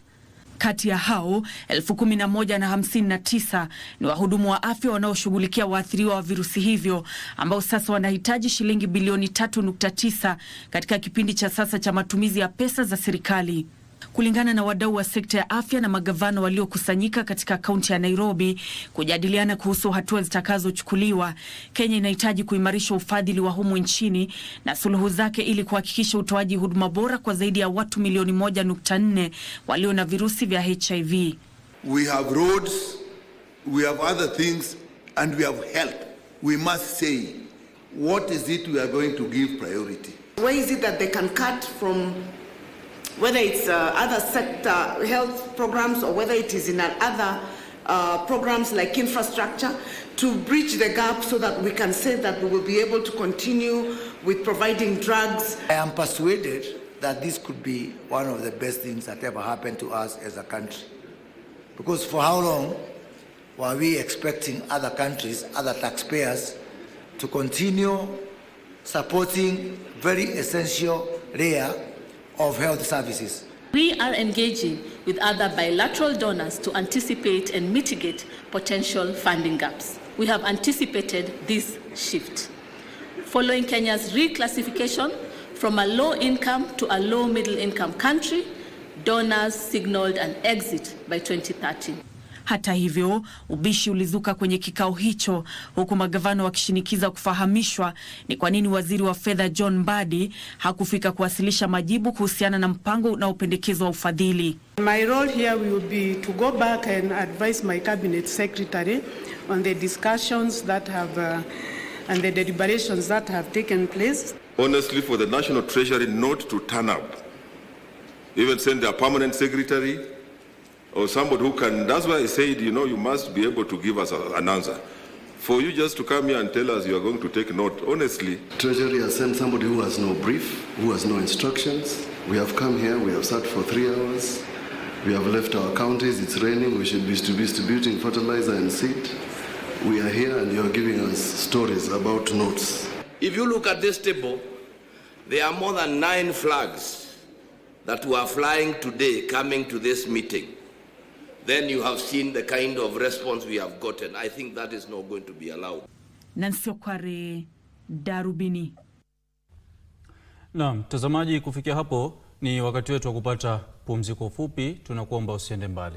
Na mtazamaji, tutakuwa tunarejea baada ya sekunde za kuhesabu. Usiondoke.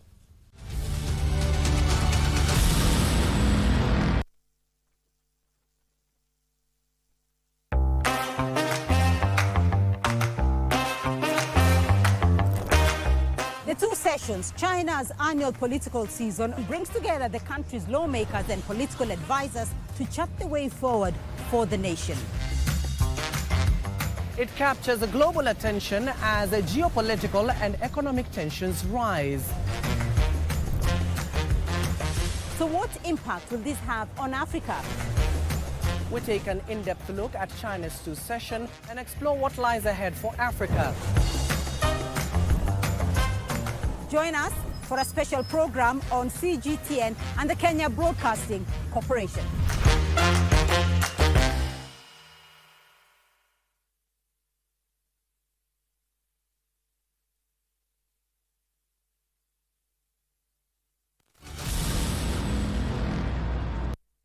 Naam, shukran sana mtazamaji kwa kuendelea kutazama Darubini ya Channel 1. Naam, kwingineko mtazamaji, ni kwamba mtoto wa miaka 2.5 anaendelea kupigania maisha yake katika hospitali ya matibabu maalum ya kaunti ya Homa Bay. Maafisa wa usalama wanasema kuwa mtoto huyo alishambuliwa na babake baada ya mzozo wa kinyumbani na mamake mtoto huyo. Huku mtoto huyo akiendelea kupata matibabu, wito wa upatikanaji haki ulitolewa, wanaharakati wa haki za watoto wakilaani vikali kitendo hicho. Hayo yanajiri huku msichana wa miaka 10 akisalia hospitalini kwa kushambuliwa na wanafunzi wenzake. Ana umri wa miaka 2.5, umri mdogo sana kuelewa ni kwa nini aliyekusudiwa kumlinda aligeuka kuwa chanzo cha maumivu yake. Mtoto huyo ambaye anaendelea kupata nafuu katika hospitali ya matibabu maalum ya kaunti ya Homa Bay amebeba makovu ya kushambuliwa na babake mzazi. Baba yake ndio anafanyia utapata kama hii kuna mtoto na pata mtoto alipigwa mbaya. Sasa mimi nakimbia paka kwa polisi. Maafisa wa usalama wamesema tukio hilo la kikatili lilitokana na mzozo wa kinyumbani kati ya baba na mamake ambaye ni mwanafunzi wa shule ya upili. Baada ya kusikia kilio cha mvulana huyo, majirani waliingilia kati, lakini juhudi zao zikaambulia patupu. Polisi ona mtoto akiambia peleka mtoto Malindi hospitali. Sasa nataka kuanza siku hiyo nafuata paka saa hii paka Kajo Children wa chief. Kwa sasa mtoto huyo yupo chini ya uangalizi wa madaktari. We examine that child. The state is not, as at now, is not that badly off. Is manageable state, but the boy has several septic wounds on the back. It's not clear whether it was because of the stroke or whatever he was doing, but it was a serious assault case to the child. Currently, the child is in the hands of the surgeons there. Is being attended to and currently on medication. We hope the child will recover well. Wanaharakati wa haki za watoto na viongozi kutoka eneo hilo wamelaani vikali kitendo hicho, wakitaka haki kutekelezwa, huku wakitoa wito kwa jamii kupaza sauti kuhusu visa vya unyanyasaji wa watoto. Hayo yakijiri, mwathiriwa mwingine amelazwa hospitalini. Msichana wa miaka 10 amepooza baada ya kushambuliwa na wanafunzi wenzake. Kosa lake kutoa ripoti kwa walimu kuhusu wanafunzi waliopiga kelele darasani. So when we received this child, she was actually paralyzed, both sides, both lower limbs she couldn't walk, that is, and she's currently still bedridden, but right now she's showing some improvements in the ward. Ben Chumba, Darubini. Na kwingineko, mtazamaji, Rais William Ruto amesema kuwa ataongoza katika kuunganisha mirengo yote ya kisiasa, maeneo na jamii ili kuimarisha umoja humu nchini. Mtazamaji, Rais Ruto alitetea mkataba baina ya vyama vya UDA na ODM akisema haukunuiwa kumnufaisha mtu binafsi ila kunufaisha ama kukabiliana na changamoto zinazokumba nchi hii. Alizuru maeneo ya Dagoretti Kusini, Dagoretti Kaskazini na Westlands ambako alizindua miradi mbalimbali ya kuwemo madarasa na kituo cha ubunifu wa kidijitali. Mwanahabari wetu Jiverson Maina anatuarifu zaidi. Si mnajua sisi wote tulipiga kura upande hii na upande ile na upande mwingine. Lakini mimi niwaulize watu wa hapa Dagoretti. Mungu alifanya makosa akatuweka Kenya hii? Si Mungu anajua ni kwa sababu gani jamii zote ziko Kenya hii? Na watu wote wa Kenya watatoshea Kenya hii? Ndio mimi nimeamua kama kiongozi wa nchi hii, nimesema ya kwamba Mungu alifanya vizuri na anajua ni kwa sababu gani hawa wa Kenya wote, wa jamii zote, wa dini zote, wa kutoka sehemu zote wako Kenya hii. Na ni jukumu langu kama kiongozi wa taifa niunganishe wa Kenya wote na viongozi wote ili sisi zote tuungane, tufanye kazi kwa pamoja, tuondoe ukabila, tuondoe mambo ya dini, tuondoe ubaguzi, tuondoe chuki, ndio Kenya isimame, tuende mbele pamoja. Watu wa Kawangware na Dagoretti, jameni, mimi nawauliza kwa unyenyekevu, mkubali tushirikiane. Mnakubali tuungane? Kazi ya Climate Works ambaye sasa iko na watu ama vijana 22,000. Sasa tunaongeza wengine 18,000 iwe 40,000. Na mtazamaji, hii ikiwa ni wiki ya ziara ya rais katika kaunti ya Nairobi akiendelea kuzuru maeneo tofauti tofauti na kuzindua miradi, sio Balo? Naam, bila shaka mtazamaji, ni kiongozi wa taifa akiwa katika shughuli zake za kuhakikisha kwamba taifa linasonga mbele na anadumisha umoja kama anavyosema yeye mwenyewe. Naam, kwingineko mtazamaji, ni kwamba wadau katika sekta ya afya ya uzazi wametoa wito wa juhudi za pamoja katika sekta ya kibinafsi na ya umma ili kuimarisha upatikanaji wa huduma za upangaji uzazi kwa wasichana na wanawake kote nchini. Wakiongozwa na afisa mkuu wa shirika la afya la InSupply Yasmin Chandani, wadau hao walizungumzia mabadiliko katika mfumo wa ufadhili kuwa sababu kuu zinazozuia upatikanaji wa huduma bora za afya ya uzazi. Wadau hao waliyasema hayo wakati wa warsha kuhusiana na upangaji uzazi iliyoandaliwa katika kaunti ya Nairobi, na wakasema kwamba kujumuishwa kwa wadau wa kibinafsi wakiwemo wataalam wa dawa za maeneo mbalimbali kutaimarisha masuala ya uhamasisho.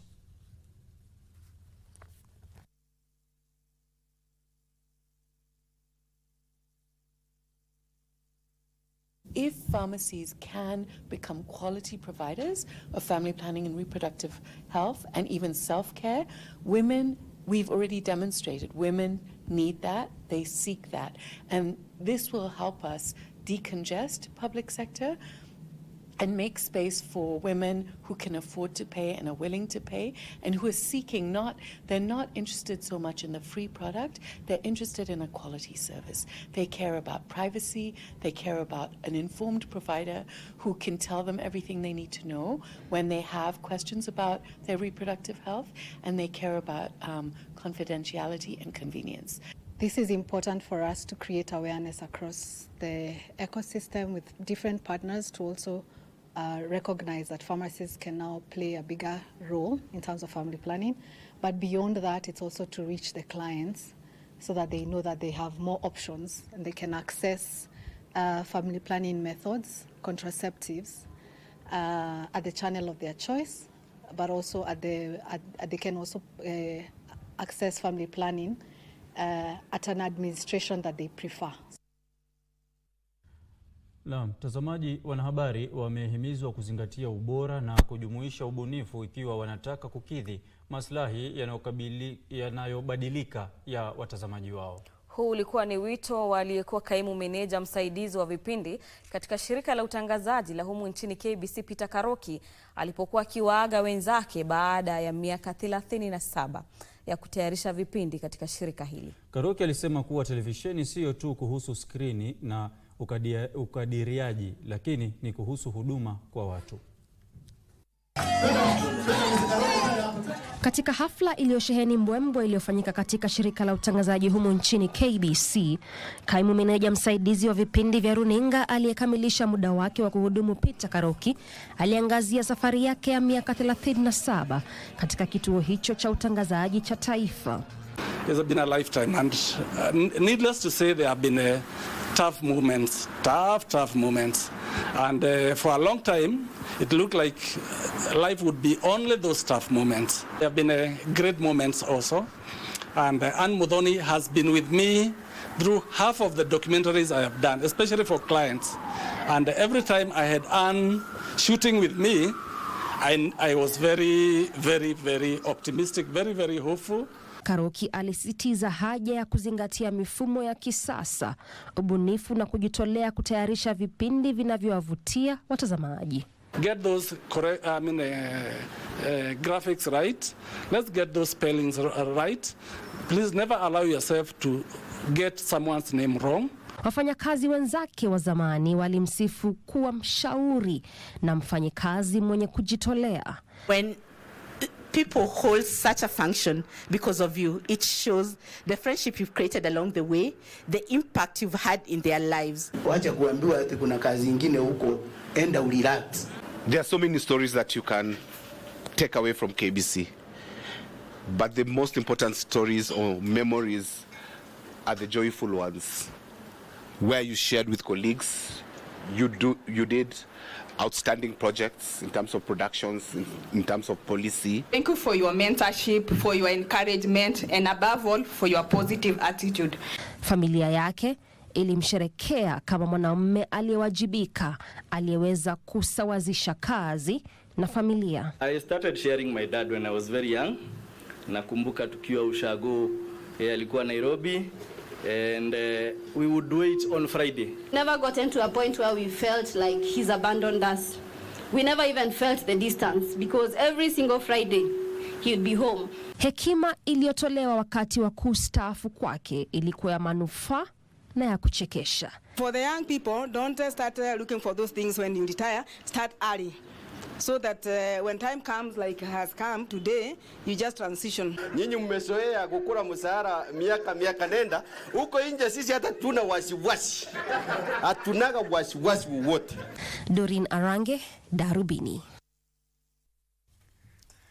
Naam, Balo, nimetazama taarifa hiyo na baadhi ya wasemaji hapo ni kana kwamba wamenitoa maneno mdomoni. Manake nafikiri nimefurahikia kuhusiana na swala ambavyo wafanyikazi wa shirika la KBC wamekuja kwa wingi kumshabikia Karoki kuhusiana, inaendelea kuonyesha masuala ya mahusiano mema katika mahala pako pa kazi. Na kama vile alivyosema katika mmoja wa wazungumzaji, sikumbuki ni nani, kwamba ukiona watu wamejitokeza wengi hivi kuja kukuaga, ina maana kwamba ulikuwa mtu mzuri na ulikuwa unavutia wengi. Na kufanya kazi miaka 37, wengine wetu hata walikuwa tujazaliwa hapo. Hata nimeshangaa, lakini hata hivyo kuna mengi ya kujivunia. La muhimu, natumai umenekea keki yangu, maana ilikuwa nimefunga.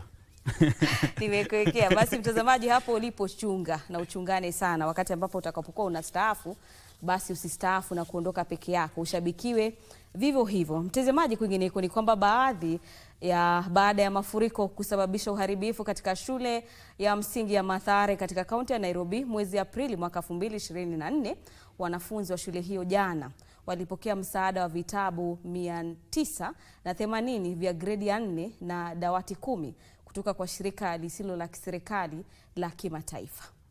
Na shirika hilo ni la We Love You. Mwalimu mkuu wa shule hiyo Boniface Matindi alitaja msaada huo kuwa afueni kwa wanafunzi ambao wengi wao wanatoka katika familia zisizojiweza.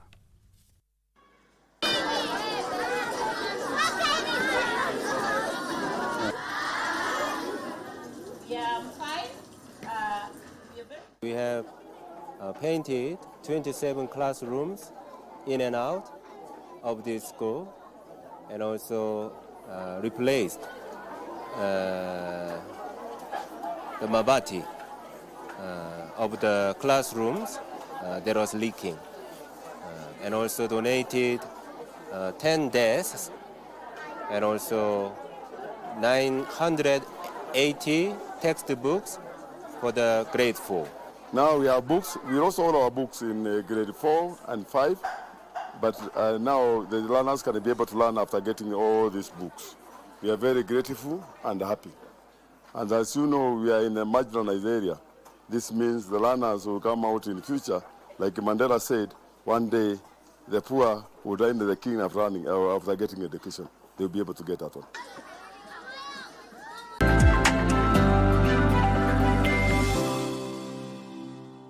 Na kwenye biashara, huenda bei ya mafuta ya petroli ikaongezeka iwapo halmashauri ya kudhibiti kawi humu nchini itaanza kutekeleza mapendekezo ya ripoti ya pili ya utafiti kuhusu bei ya bidhaa hizo humu nchini. Iwapo yatatekelezwa, bei ya petroli itaongezeka kwa shilingi 7 na senti 80, ile ya diseli kwa shilingi 7 na senti 75, huku lita moja ya mafuta ya taa ikiuzwa kwa shilingi 7 na senti 77.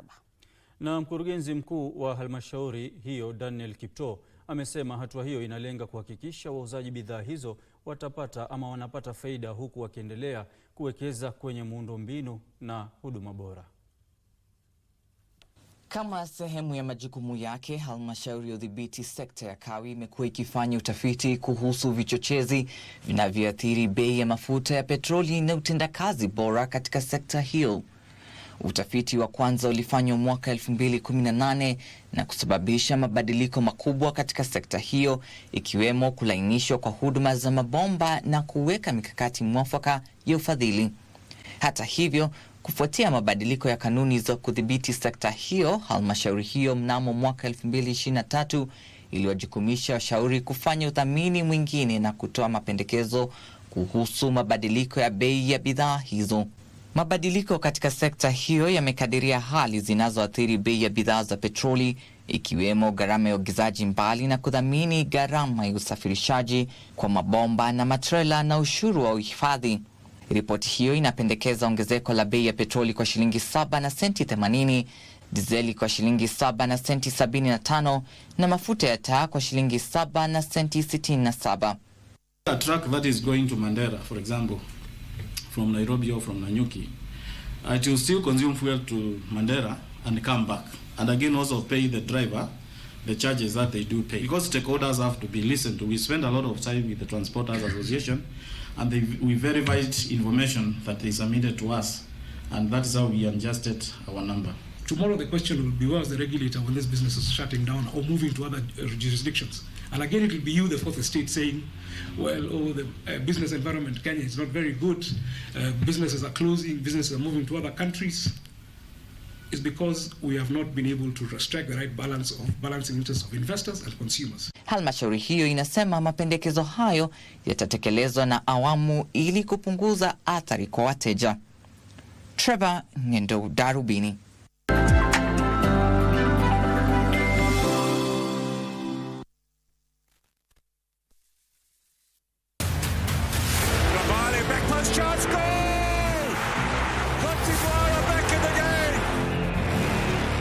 The FIFA World Cup 2026 Africa qualifiers match schedule is up for match day 5.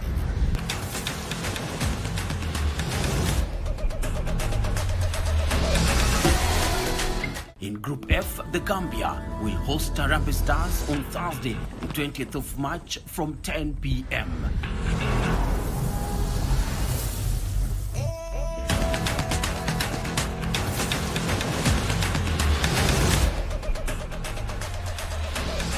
Shown, and which may show here. And yes, the breakthrough's there for Kenya.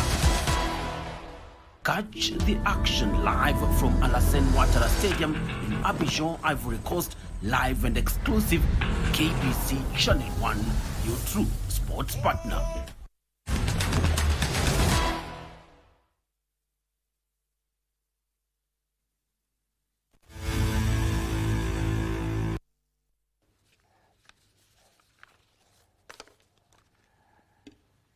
Na mtazamaji, ni wakati wa kudundandunda kuelekea viwanjani. Karibu, mimi naitwa Timothy Kipnusu na ngwananga taarifa kwamba kocha mpya wa Harambee Stars Benny McCarthy amekitaja kikosi cha wachezaji 49 kuanza maandalizi ya mechi za kufuzu kwa kombe la dunia mwaka 2026 dhidi ya Gambia na Gabon juma lijalo.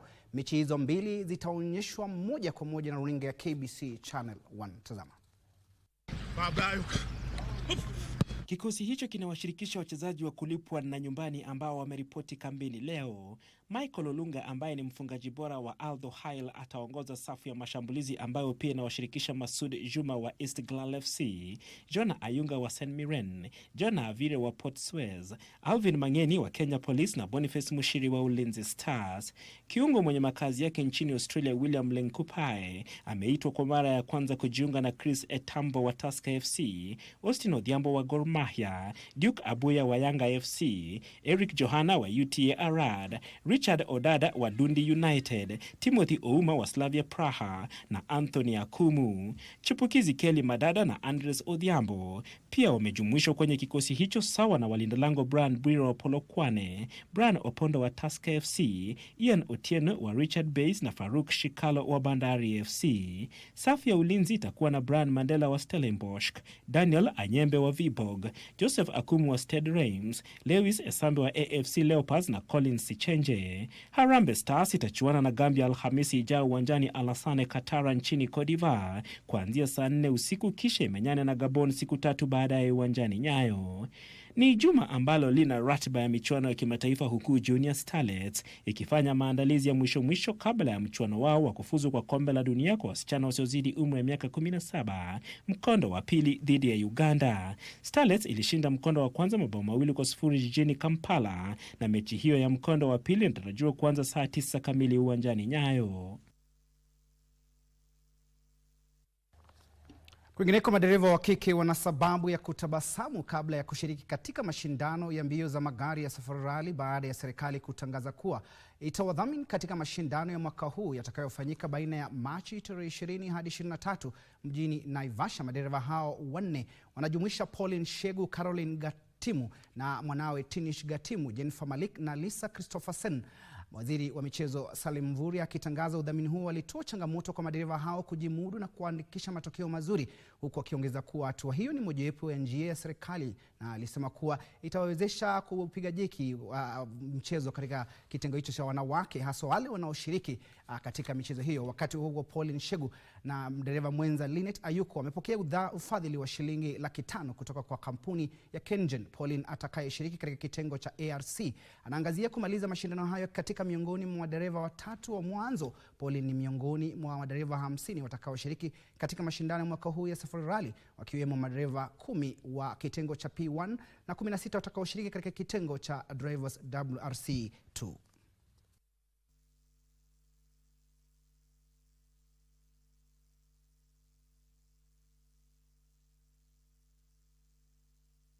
Take this opportunity to thank them for the bold step, but also to continue with His Excellency the President's vision of empowering women in Kenya. We will support them so that they become role models, for motorsports in our country. And as you can see, and motorsport is not very easy. One thing is championing diversity and inclusion in motorsport. And here Kengen is breaking barriers in motorsport by sponsoring Pauline Shegu with Kenya shillings 500,000, supporting her as she competes in a traditionally male-dominated sport. Launching gender diversity initiatives, including Pink Energy and Blue Energy, to empower women and young professionals in clean energy and sports.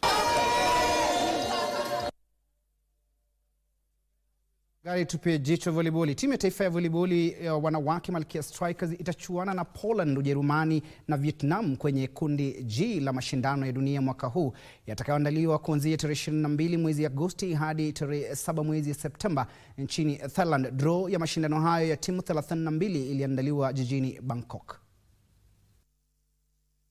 Uteuzi wa wachezaji watakaojumuishwa kwenye timu ya taifa ya Malkia Strikers itakayoshiriki kwenye mashindano ya dunia ulianza mwezi huu, miezi mitano kabla ya mashindano yenyewe kuandaliwa nchini Thailand.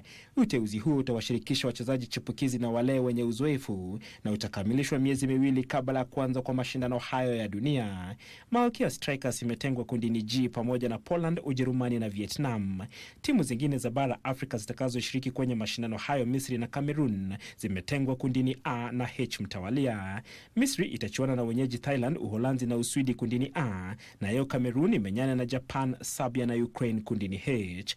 Wakati huo mechi za volleyball za kuwania kombe la Kenya zitarejelewa kesho hadi tarehe 16 mwezi huu katika ukumbi wa Kasarani. Kutakuwa na mchuano mmoja wa kinadada baina ya Kenya Prisons na Postbank ambao utafungua ratiba ya michuano hiyo kesho kabla ya mechi 4 za wanaume.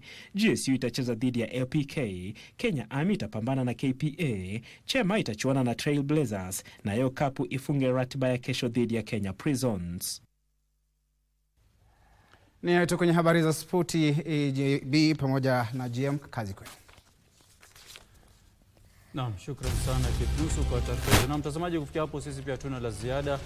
Mungu akipenda inshallah tukutane hapo kesho. Naitwa Ahmed Jumabalo, ukipenda niite AJB. Lucy Maura amekuwa msaidizi wetu kwa upande wa lugha ishara. Asalamu alaykum. Na mtazamaji, mimi naitwa Gladys Mungai na kutakia usiku mwema.